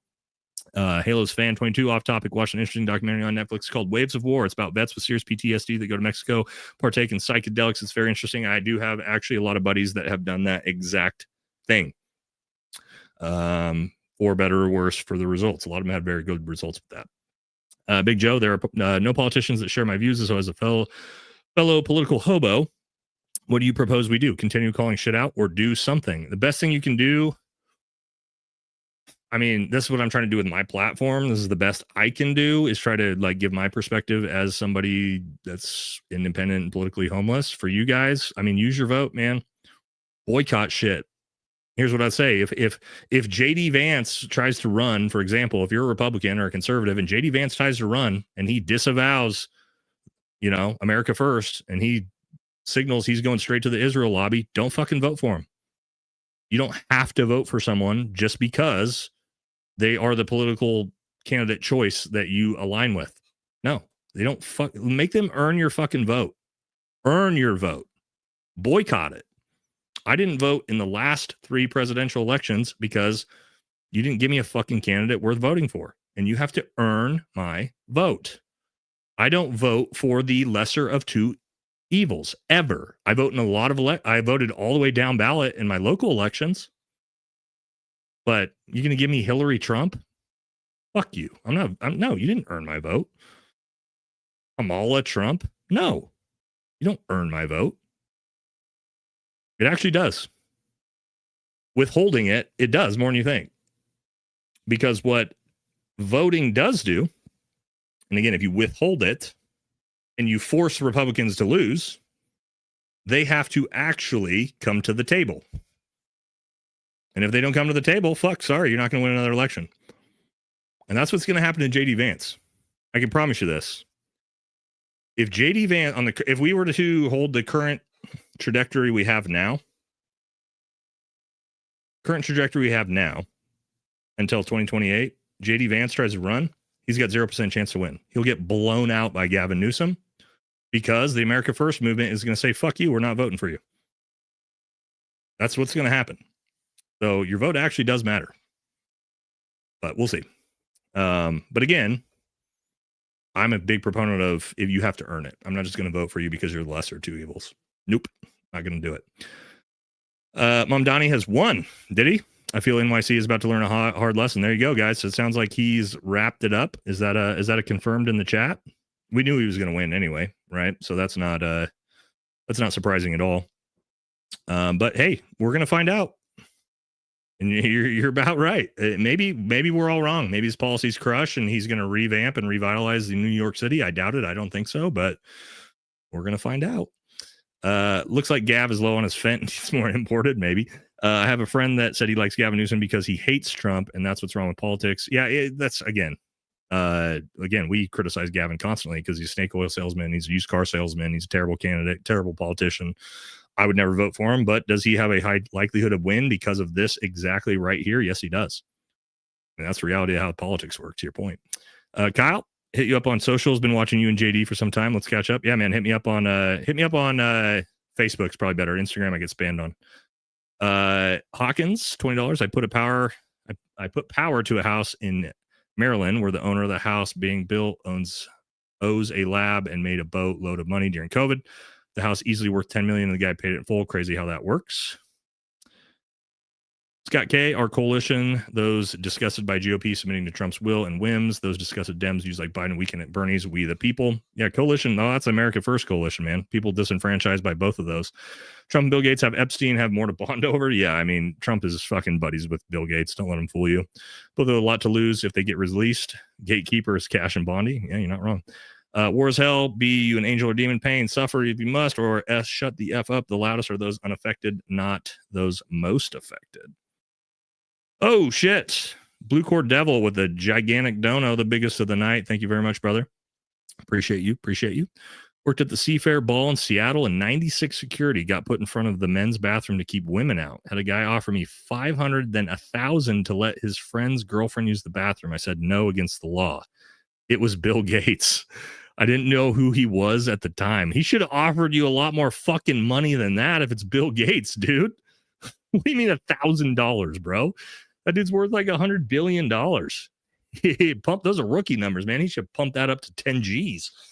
Shit, that's pocket change for him. That's crazy, dude. But yeah, I mean, he lives in Seattle, so I mean, I believe you. That's that's wild. I mean, $1,000 just to use the bathroom? I probably would have taken that, homie. You got a lot of integrity, but I appreciate you, brother. Appreciate you.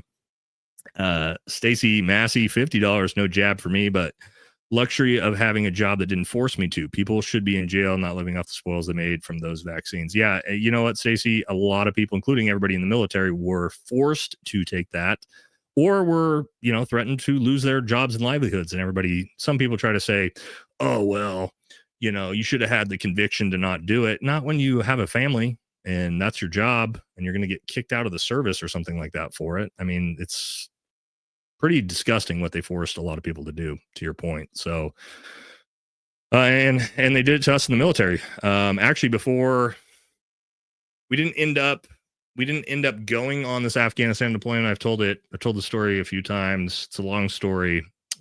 My unit was supposed to be the unit that was going to facilitate the withdrawal of Afghanistan. And again, it's a long story. They cut us off right before we deployed, like a week before we deployed. But one of the things they said is you can't deploy to combat if you don't get the vaccine. And any combat, you can talk to any combat veteran, and it's like, that's like cutting your nuts off. Like nobody's going to do it. So yeah, they used a lot of tactics to pull it off on people. Sad. Liberty, a little Dragon Ball Z outfit right there. That's dope. $10. I lived in South Carolina my whole life. Never met anyone who actually likes Lindsey Graham openly. Don't know how he always wins. I don't know how that fucking guy wins ever anyway. Like, he's disgusting. Who's voting for that guy? Old Fox News boomers, I guess. Blue Cord Devil, thank you, brother. After I turned him down, he said, you can't be bought. And I said, nope, I have a job to do. Good for you, man. Good for you, brother. I probably would have taken the 1,000 if I would have been young, and it's Bill Gates. Although you should have just fucking been like 10 G's, you fucking rich fucker. President Nixon's revenge. Tulsi has also been a disappointment. She has Epstein CIA files and can do the right thing. She was had faith in her silences. Yeah, I was a big fan of Tulsi too, and now I'm not. She's a big in my opinion, she's a big letdown too. For the exact same reasons. She was supposed to be running on integrity, and now she's just doing whatever the fuck the Trump administration tells her to. Sad. Country's still better off than 90% of the world. Do we really deserve better than that? Yes, we do, because we're America. 100%. Fuck yeah, dude. We deserve 1,000 times better than every country, because this is fucking America, the greatest country on earth, and we should be fighting for that at all times. Yes, we do. Because our forefathers built this fucking nation into what it is, and we owe it to them and to our sons and our grandsons to make sure that continues. So 100%, 100 fucking %. We deserve it, and we should fight for it. Mississippi Girl, $10. Hey, Nate, it's Thursday, the big collab day with Jesse, JD, and Ian. Y'all are the best. Did you see CO today? Wow, I haven't seen Candace's new episode today. I haven't had the chance to watch it because I've been prepping for this episode most of the day. Yes, Thursday at 3 p.m. Pacific time. We got the big collab live. And yeah, I'll check out Candace's new episode. But thank you very much. Yeah, so be tuned in for that. 3 p.m. Pacific is when we're doing that. We're going to try to do it regularly once a week on Thursdays. That's the goal. Bobby Lynn, $10. The party in charge had better 180 and go America first. Or are they going to get stomped in the midterms? Current elections are already showing it. I think it's going to be a referendum, man. I think 2026 is going to slap so many politicians on the right and the left in the face that it's going to change the trajectory of American politics, in my opinion. I hope so before 2028. America first shouldn't mean America only. Whoa. Okay, we'll talk about this. This is a good comment, and let me explain it. But America first shouldn't mean American only. We cause countless problems all over the world, and then tell them to F off and deal with it on your own. Okay, so America first and America only. Yes, here's what I mean by America only. America only doesn't mean American isolationism like we're North Korea. What American only means is that only policies that directly benefit the American people, not the American government, not the billionaire class, not the corporate class, not ExxonMobil, not all these fuckers.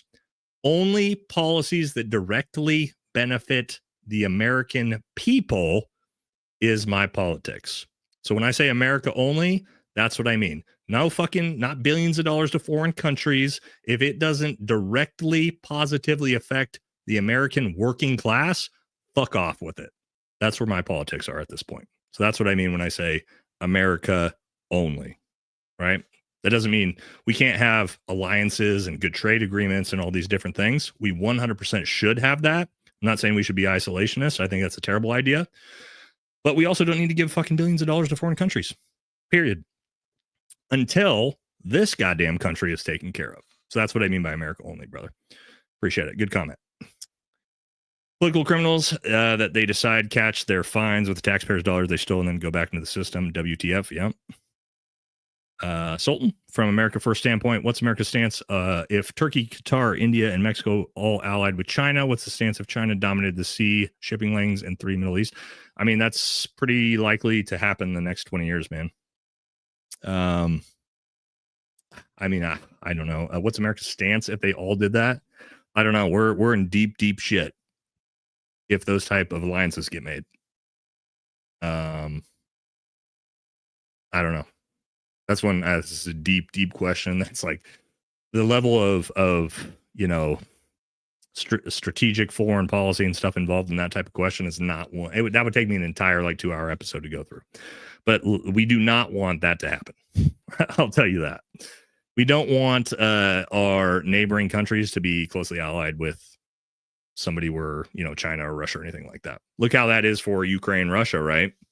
Think about Russia. Is it a good thing that that Ukraine, which is sitting on their border, is getting funded by the United States? Not for Russia. It's not. So it wouldn't be good for us either. Mississippi Girl, thank you again. If I don't trust Vance and the other guy, I'm writing Matthew McConaughey in. Yeah, why not?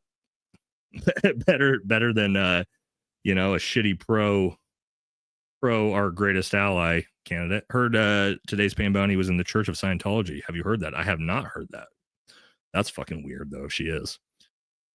Zoran is talking about lowering costs for landlords and barriers to construct housing. Let's see how it plays out. Yeah, we're going to find out. I don't know how much power he actually has.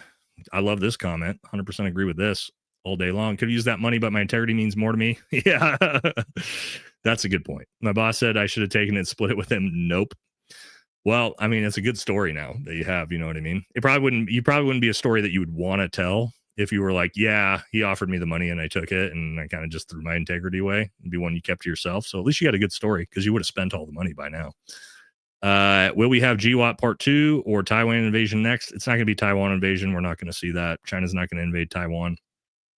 Physically, militarily, they're going to I should do a whole episode on this. I just Taiwan hasn't picked back up as a topic, even though that is my direct lane of expertise as a first group Green Beret that was in Okinawa in the siege of Soda for the Taiwan conflict. But no, I do not see this happening anytime soon. I think that Taiwan will be taken, but it will be taken through democratic process, just like Hong Kong was eventually. Although, who knows? But yeah, we'll have to wait and see. All right, last part of the show. Oh, God, we're still going. Let's see cook our way through this. Because yes, where was this at? We here? Okay, here we go. We're going to jump into the final part of the episode, which is always our favorite part for those of you who hang around. This is where we get real based.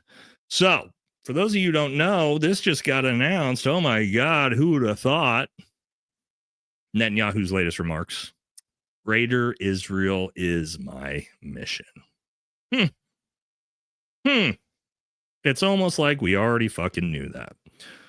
It's almost like this is exactly what they're telling us they're going to do. But then in America, they say, no, that's not what Israel's going to do. They're not going to annex the West Bank. They're not going to take Golan Heights. They're not going to do that. And then he literally fucking says it. This is what we're going to do. Here it is, ladies and gentlemen. So if you think the ceasefire, I don't know, that's not a fucking ceasefire. I don't even know what it is at this point. Exists. No, they don't. It's all a fucking joke. Israel's already said, we're going to do what we want to do. But guess what? Don't worry. Trump backs new Israeli strikes on Gaza amid ceasefire. This is not a ceasefire. This is not a ceasefire. When you break the ceasefire every day to bomb the shit out of people over and over and over and over again, that's not what the word ceasefire means. The ceasefire is very simple. It's a very simple 2 words. You know what those 2 words are? Cease firing. Stop bombing. That's what ceasefire means. Except every day they continue to bomb Gaza over and over and over again. But don't worry, JD Vance can explain it for us. They're just little skirmishes, guys. They're just little skirmishes. It's a blatant violation of ceasefire. In the last 24 hours, Israel military airstrikes across Gaza have killed at least 100 Palestinians, including 35 children, according to the Palestinian Civil Defense. Don't worry, they're just little ceasefires. The president achieved a historic peace in the Middle East. The ceasefire is holding. That doesn't mean there aren't going to be little skirmishes here and there. What the fuck?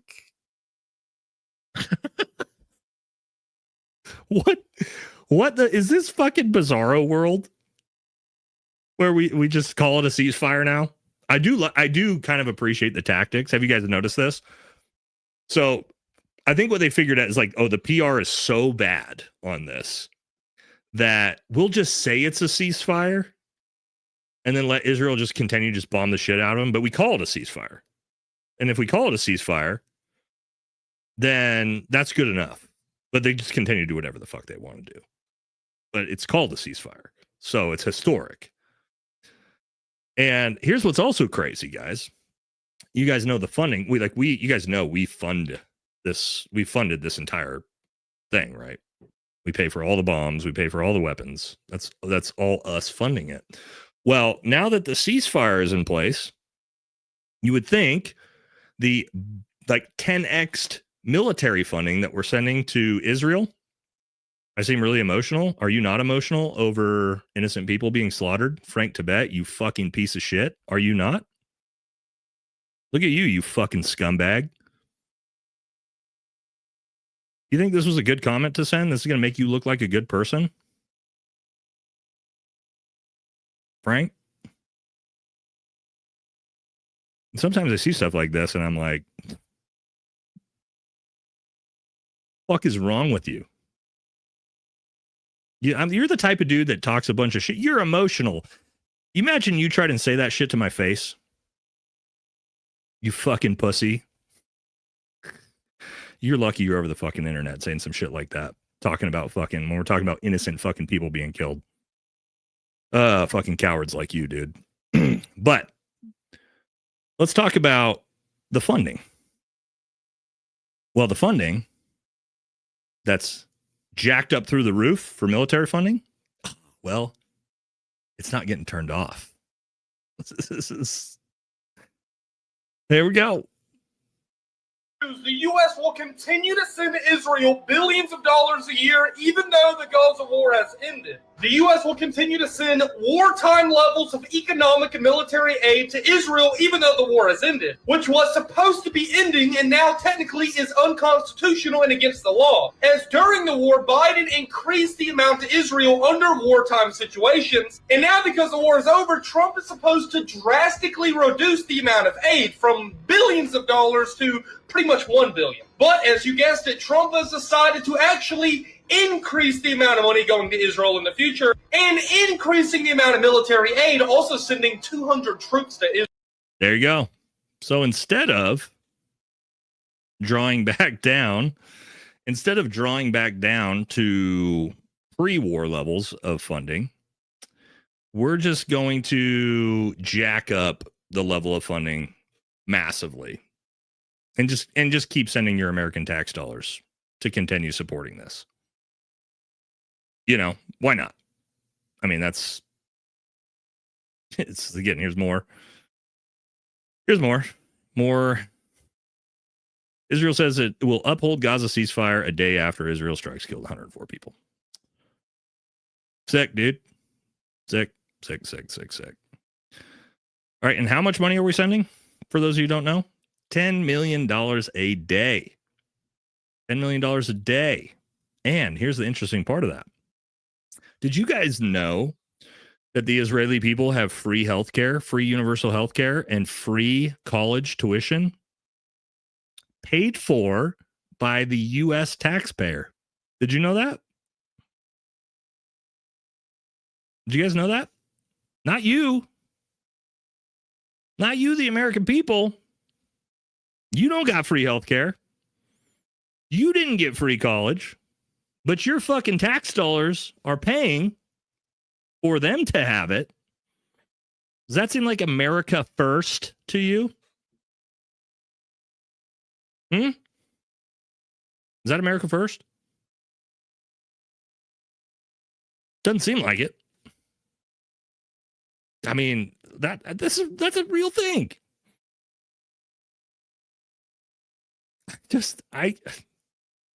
And we just continue it. Little aside here, when talking about America first and money being sent foreign places, fellow special operator Sean Ryan, you all know Sean Ryan, he just came out and said this 2 days ago. America first, they said, because Sarah Adams said, yes, during the government shutdown, our politicians are still funding the Taliban. At a tune to, I believe, $40 million a week. Still funding the Taliban during the government shutdown. The Trump administration. Yup. For those of you who didn't know that, there you go. Is that America first? You starting to figure out why we are no longer MAGA on this channel? Starting to figure out why we are America first on this channel?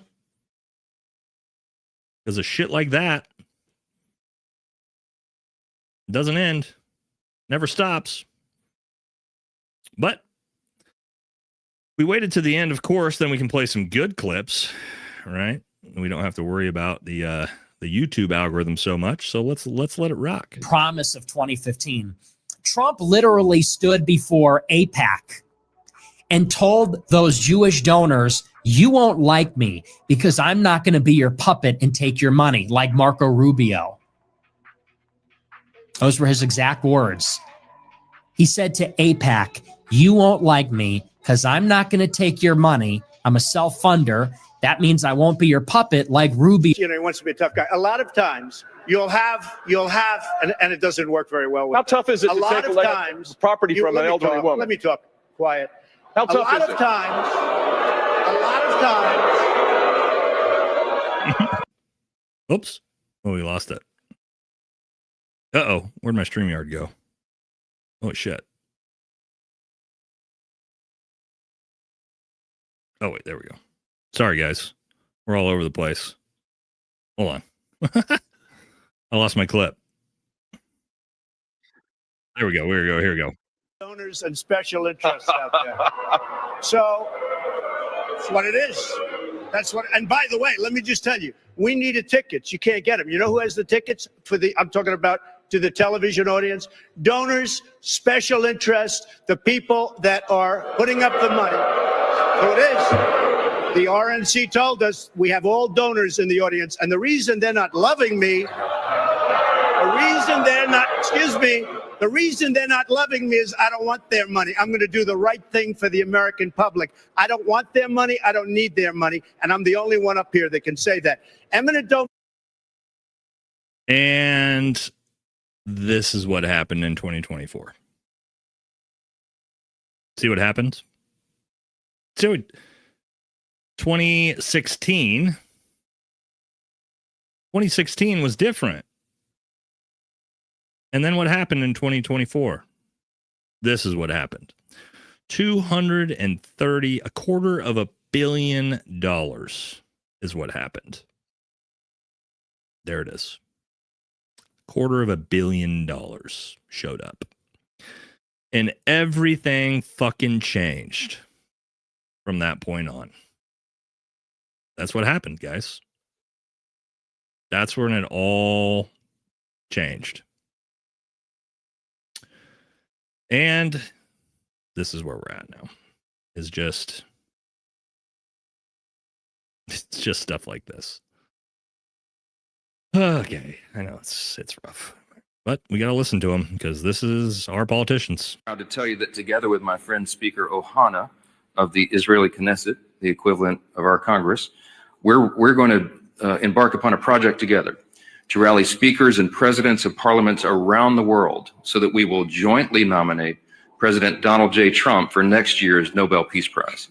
No one has ever deserved that prize more. I don't think anybody in the history of the Nobel Peace Prize campaigned for the Nobel Peace Prize twice. I just thought it was kind of an unwritten rule. You know what I mean? You're doing things because they need to be done, not because you expect something for it. It's one of my biggest pet peeves, whether it's in the Marine Corps or in the MC world, was motherfuckers that all they cared about was getting specific medals or patches or awards or ribbons or whatever. To the point where motherfuckers that were in leadership would write themselves up for valor awards, would write themselves up for certain ribbons, would actually embellish or straight up lie about situations in specific language in order to warrant specific awards, patches, medals, etc. That shit to me tells me you're a self-servant fucking dickhead. You don't give a fuck about your team. You don't give a fuck about your chapter. You don't give a fuck about your boys. You don't care about doing things because they need to be done. You only care about doing things or making up that you did something in order to win an award so you can say, hey, look at me, I'm fucking special. Fuck you. Your mama thinks you're special. We don't. Real warriors and real leaders don't give a fuck about ribbons and medals and awards. They do things because it needs to be done, not because they expect some shit for it. I'm proud. All right, that's again Ricky HD. If we talked about that earlier with another great clip from him, he ain't wrong. If you have to fucking get all your little hoodlums behind you to go fucking try to convince the world to give you a Nobel Peace Prize, for fucking what? For bombing the fuck out of people nonstop? For starting a bunch of wars and then ending them so you can look like you're the president of peace? The fuck are we talking about?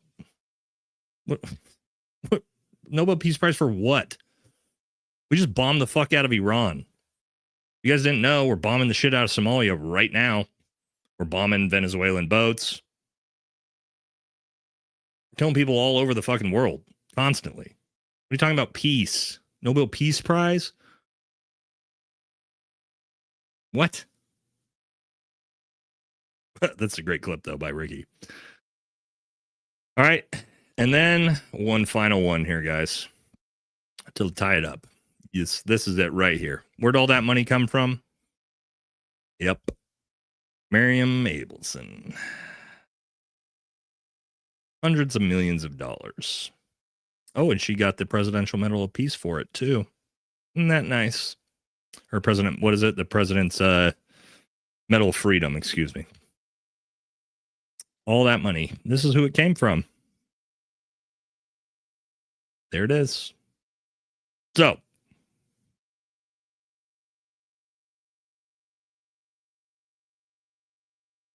could ask yourself, is that America first? Does that feel like America first to you? Taking $250 million from our greatest ally to do whatever. No, here's the thing. Trump is just jealous of Venezuela. That's not what it is. You guys know Maduro has Jewish heritage, right? And you'd think, oh, well, Why are we trying to overthrow him then? Have you ever heard Maduro talk about Netanyahu? Maduro is calling for the arrest of Netanyahu to be prosecuted for war crimes. You know who's not calling for that? Oh, I don't know. Who just won the Nobel Peace Prize? Oh, that's right, Machado. Who's calling for a pro-Israel stance in Venezuela? Isn't that interesting? Trying to regime change a guy who's calling for Netanyahu to be tried for his war crimes so that we can put in someone who is a pro-Netanyahu puppet. Isn't that interesting? It's funny how that works everywhere we look. Everywhere we look. Country does whatever it's told. All right, final super chats and then we'll get out of here. This has been 3.5 hour live stream. My God, I knew it was going to be a long one. Thank you all for standing by. A lot of you, I don't know how all of you hung in this long, but we did it. We got that one already. Kiss my arse. $20. Not taking sides, but if we look at change in national debt by percentage of the course of each presidential term, or Treasury ranks, Trump ranks 16th at 137.7 debt increase for reference. Lincoln is second at 20. None of that matters because none of it is relevant until after we came off the gold standard. That's the only way. It's completely irrelevant until you look at what's happened since we came off the gold standard. That's the only way you compare those things to. Unfortunately, fiat currency versus a gold-based backed system, it's completely different. So got to look at it that way first. I get what you're trying to say, but that's not how it works. Because our currency used to be based off of actual real tangible things, right? So, yeah, it would be cool if that's how it worked, but that's not how it actually works. $2, appreciate you, and $20 from Kaz Snave, Australian, appreciate it. Israel, we are the U.S.'s greatest ally. Australia fought with it. Yeah, dude, you don't got to tell me. We got Australian flags all over the place. Right, I love working with the Aussies. My favorite country to work with, our greatest ally, and this is true. And objectively, exactly what you're saying is Australia. The United States' greatest ally, and it's not even fucking close, is Australia. Not only did they fight with us in all those wars, they stuck with us to the fucking end, including the global war on terror, when Canada fucking bailed, and the United Kingdom bailed, and France bailed, and Germany bailed. You know who didn't bail in Vietnam or the global war on terror? Australia. So yes, our only greatest ally is Australia. I agree with you on that. Okay. But also, let's make it very clear. For those of you guys who didn't know, it blows my mind how few people know this. And again, we're about done, but you guys know Israel's not our ally, right? And I'm not saying this is my opinion. This isn't my opinion that Israel's not our ally. Israel is objectively, legally not our ally. We have never had any formal alliance with the state or government of Israel. Israel is not a part of NATO. They are not our ally. Period. Full stop. Objectively, not our ally. A lot of people hear that and go, whoa, how is that possible? We've given them $400 billion. Yeah, I don't know. How is that fucking possible? They're not our ally. Which is why when we went and fought in the global war on terror, you know who all went? Australia, Canada, Saudi Arabia. I mean, Germany, France, UK, Poland. I mean, Romania. You can go down the lines. All of NATO came and fought for different periods of time. Came and fought the global war on terror through alliance agreements. Israel never sent a fucking troop, not a dollar, nothing. Yeah, even Ukraine, more of an ally. They are not our ally. They have done nothing objectively for this country. Period. Nothing. That's not my opinion. That's fact. That's objective fact. So when you want to compare alliances to Australia and the other one, it's not even fucking close. It's not even close. I worked with the Aussies. I love the Aussies. I've worked with the Poles. When I was in Afghanistan, you know who shared the camp right next to us? POLSOC, Polish Special Operations. They were there. There were no Israelis there. Anyway, they didn't bleed with us. Everybody else did. Australians bled alongside us. Canadians did. UK did. Germany did. Poland did. List goes on and on and on and on and on. And again, even Saudi Arabia, Turkey, a lot of these countries did. We get some, it looks like some new super chats came in, some big ones. Oh, God. All right. Yeah, telephone tough guy, Frank. Yeah, I mean, come on, bro. Makes me sick to see our money used to kill children and then have MFers defend the administration and a foreign nation. It's un-American. Yeah, your tax dollars pay for those bombs. Friendly reminder. That's what pisses me off so much. Look at your taxes each month. When it goes to the federal government, be like, oh, a percentage of that just went to wipe out innocent children. That's a real thing. It's fucking gross. And I know it pisses you. I mean, it pisses you guys off as much as it does to me. More like American Last. Can we change that? We're working on it. We're working on it together. Another comment brought to you by Tasty Gains, the real man's Viagra. I love Tasty Gains, man. Got Tasty Gains right here. Woo-doo. Take Tasty Gains every day. Also, Tasty Gains, guys, they have been the longest partner of the channel by far. They've been with me. They were my first sponsor I ever had when I had a tiny channel. They've been with me the whole way. Great product. And their company is blown up as well because they got a great product. That's not an ad. We're not doing a sponsored ad, but they've been a fucking great partner for me. This is the commander making his senior NCO write him up for a Valor Award while he never left the FOB. That's a real thing. That can happen. Pop Penguin, we had a chance to write the course with Trump. We wasted the chance. 100%.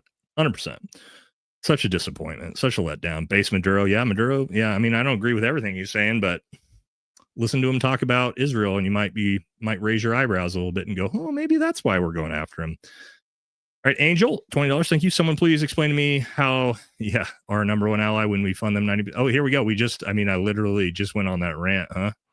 That's exactly what I just ranted before I saw your comments. So I just explained it to you. They're not our ally.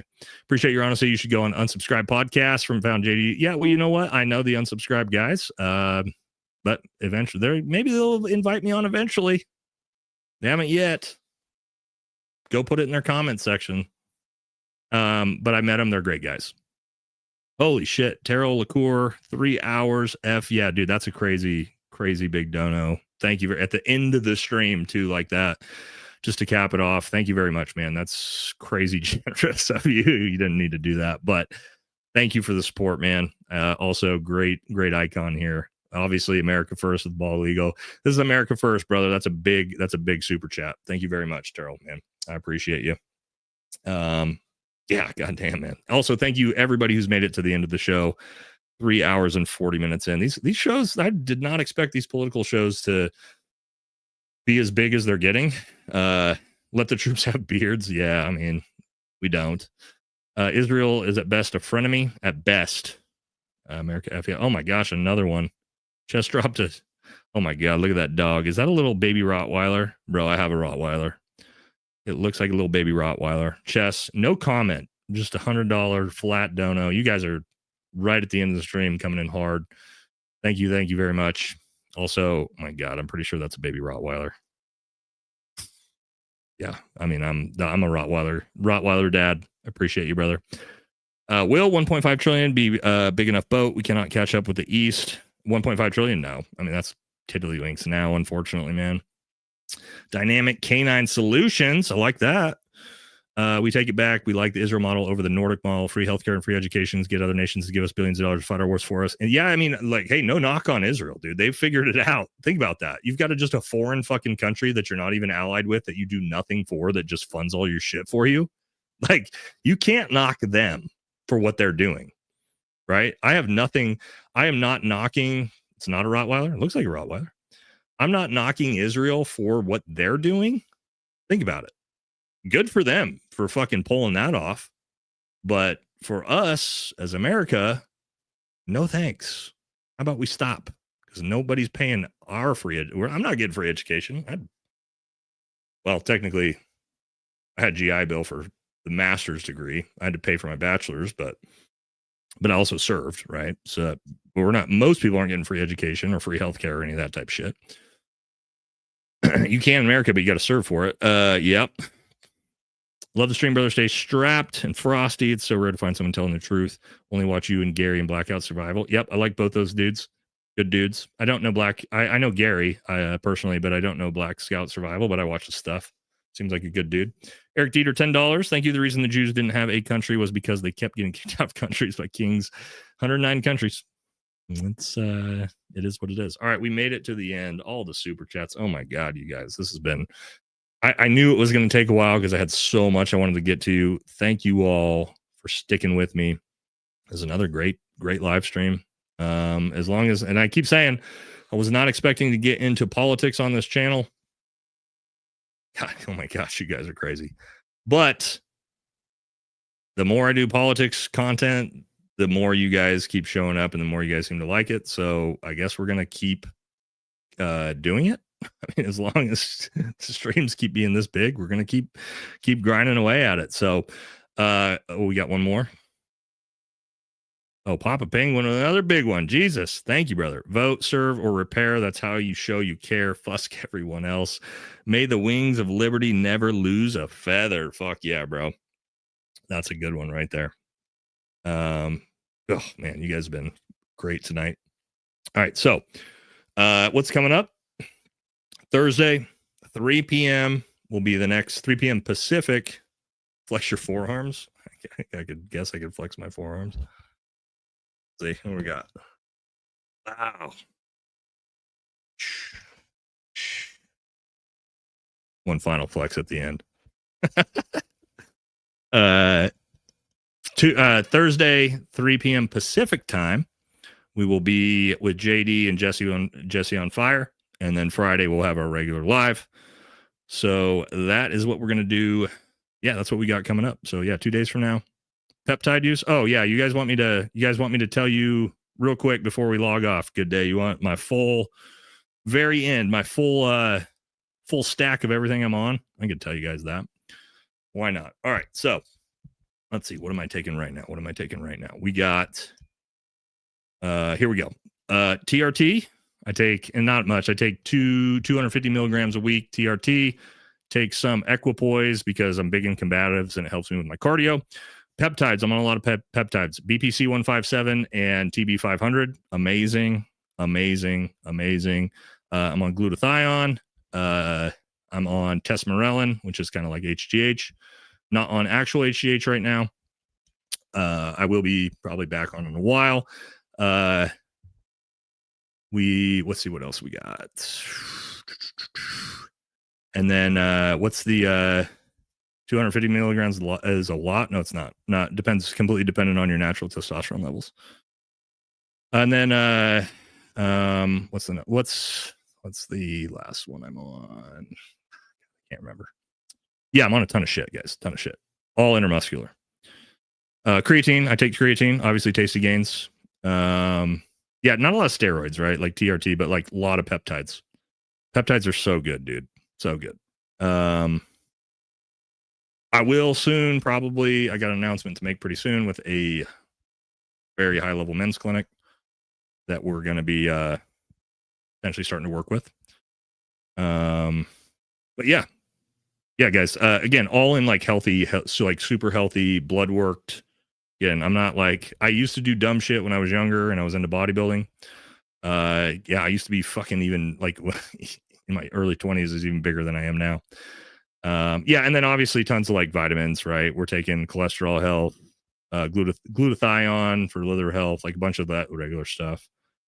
But yeah, that's let's see, TRT, equipoise, BPC for 157, TB 500, tesmorelin. Probably get back on HGH soon. Oh, GLP-1, like a tiny little bit out. Try to like curb my appetite because I'm a big dude. I don't need to be 255 pounds. But I'm also 40 years old, guys. So, and beat to shit, like physically destroyed. Right. I've had both my shoulders completely reconstructed from biceps. Both my biceps were reattached to my pectoral muscles because I had no labrums left. Both my biceps were completely torn. Had both my rotator cuffs completely torn. My AC joint had to be completely opened up and reformed. What else do we have? 2 back surgeries, lower back surgeries, and then 4 knee surgeries. So yeah. So the reason why, and if you probably can't see if I can get close enough for my tattoos kind of cover a lot of the stuff, but you probably can't see, but scars all the way up through here and everywhere, all the way up over the top. But let's see if we can get in here close. Yeah, you can see it.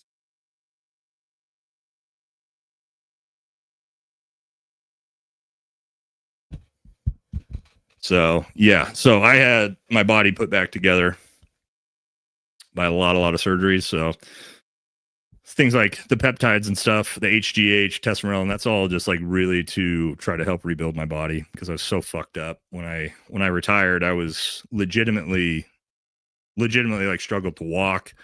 I could only bench 135 pounds barely. And I'm a big dude, right? So it's been a work back. A truck passed through me. Military, well, knee surgeries and back surgeries were while I was active duty, and then was in a military free fall, so military skydiving accident. Very end of my career that pretty much had to have both my shoulders completely reconstructed for. So yeah. So peptides, amazing. So if you're somebody that's like super beat up, get on BPC 157, TB 500. Testosterone and those 3 things together will do a ton for you to rebuild your body. Where do you get these? Men's Clinic, man. So, all right, here I'll give you guys. Even though I'm not actually technically working with them yet. We are like on the way for that. Like it's going to start. So why not? You guys are here. I'll show you who I get all my stuff through, and soon we'll be starting a partnership with them. Is Transcend, which is their company's amazing, guys. So I would highly suggest. I need to get all the chat to. I'm not sponsored by them currently. Probably will be soon. Like legitimately, I will be soon, but this isn't going to do me anything. This is just their actual website. So pin it there if you're interested. And again, it's not helping me because it's not my code. If I was trying to be a little shithead with it, I would have said, hold on, wait for a month and then use my code. But Transcend's a super good company. That's who I get all my stuff through. Peptides are super safe, way safer than steroids. Peptides are the future for sure. So they got everything though, TRT, whatever. Basically what they'll do, you'll go through, you get your blood work done through them. The doctor's going to go through your blood work. They're going to figure out everything you need. Is your liver fucked up? Is your test levels low? Do you need higher levels of growth hormone? Whatever. They're going to go through all of it. And then they're going to let you know, hey, I don't have a promo code because I'm not working with them, guys. I'm just telling you, this is who I use. This is a non-promo thing, right? That's their website. Tell them that I sent you, I guess. Maybe that's the best you could do. But they're great, man. So they'll get you all set up with what you need, and they'll probably be who I'm working with here pretty soon. But again, we got a little bit off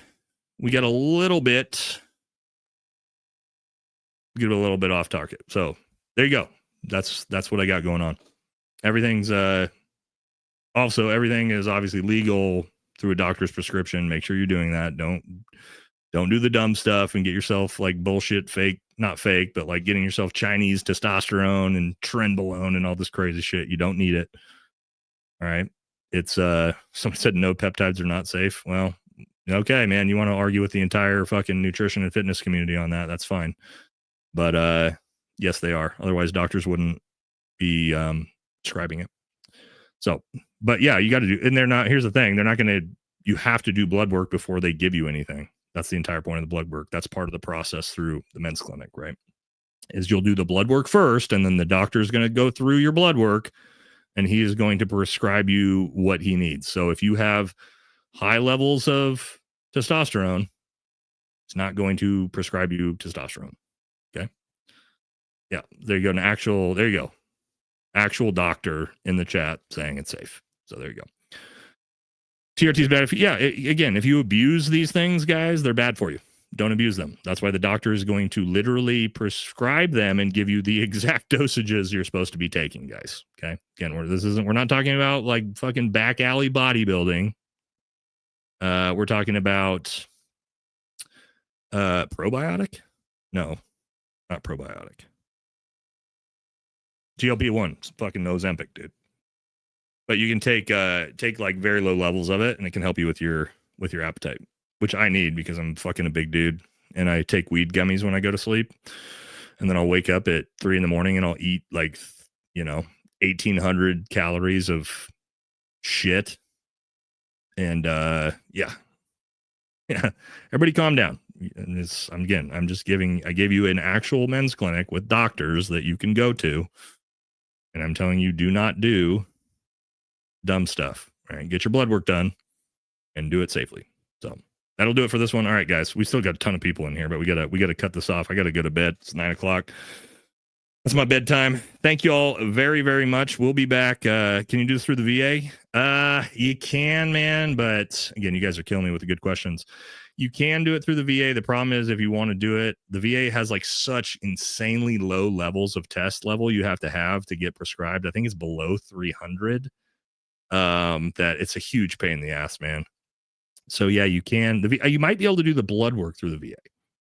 That's something you should look into. Yeah. So again, they don't do it through insurance. You got to pay for it out of pocket. Again, this is one of those things, guys. I'm giving you guys a place to go. It's Transcend is an insanely good company. One of the best companies I've seen comes in men's clinic, right? So check it out. If you want to do it, don't do it. But again, go through a doctor. All right. And then again, yeah, thank you to Jasmine for hanging in, our moderator, for this long ass one. Weed gummies, yeah, I'm gonna live in Oregon, bro. That's how I go to sleep. Helps me with my PTSD. All right.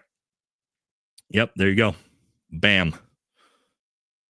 All right, guys. A lot of good, man. We could probably have a whole live stream on that sometime. All right, that's gonna do it, guys. I gotta go. I gotta eat dinner. I haven't even eaten dinner tonight. And thank you all very, very much for hanging with me on this whole one. And we'll catch y'all in the next live on Thursday. See you guys.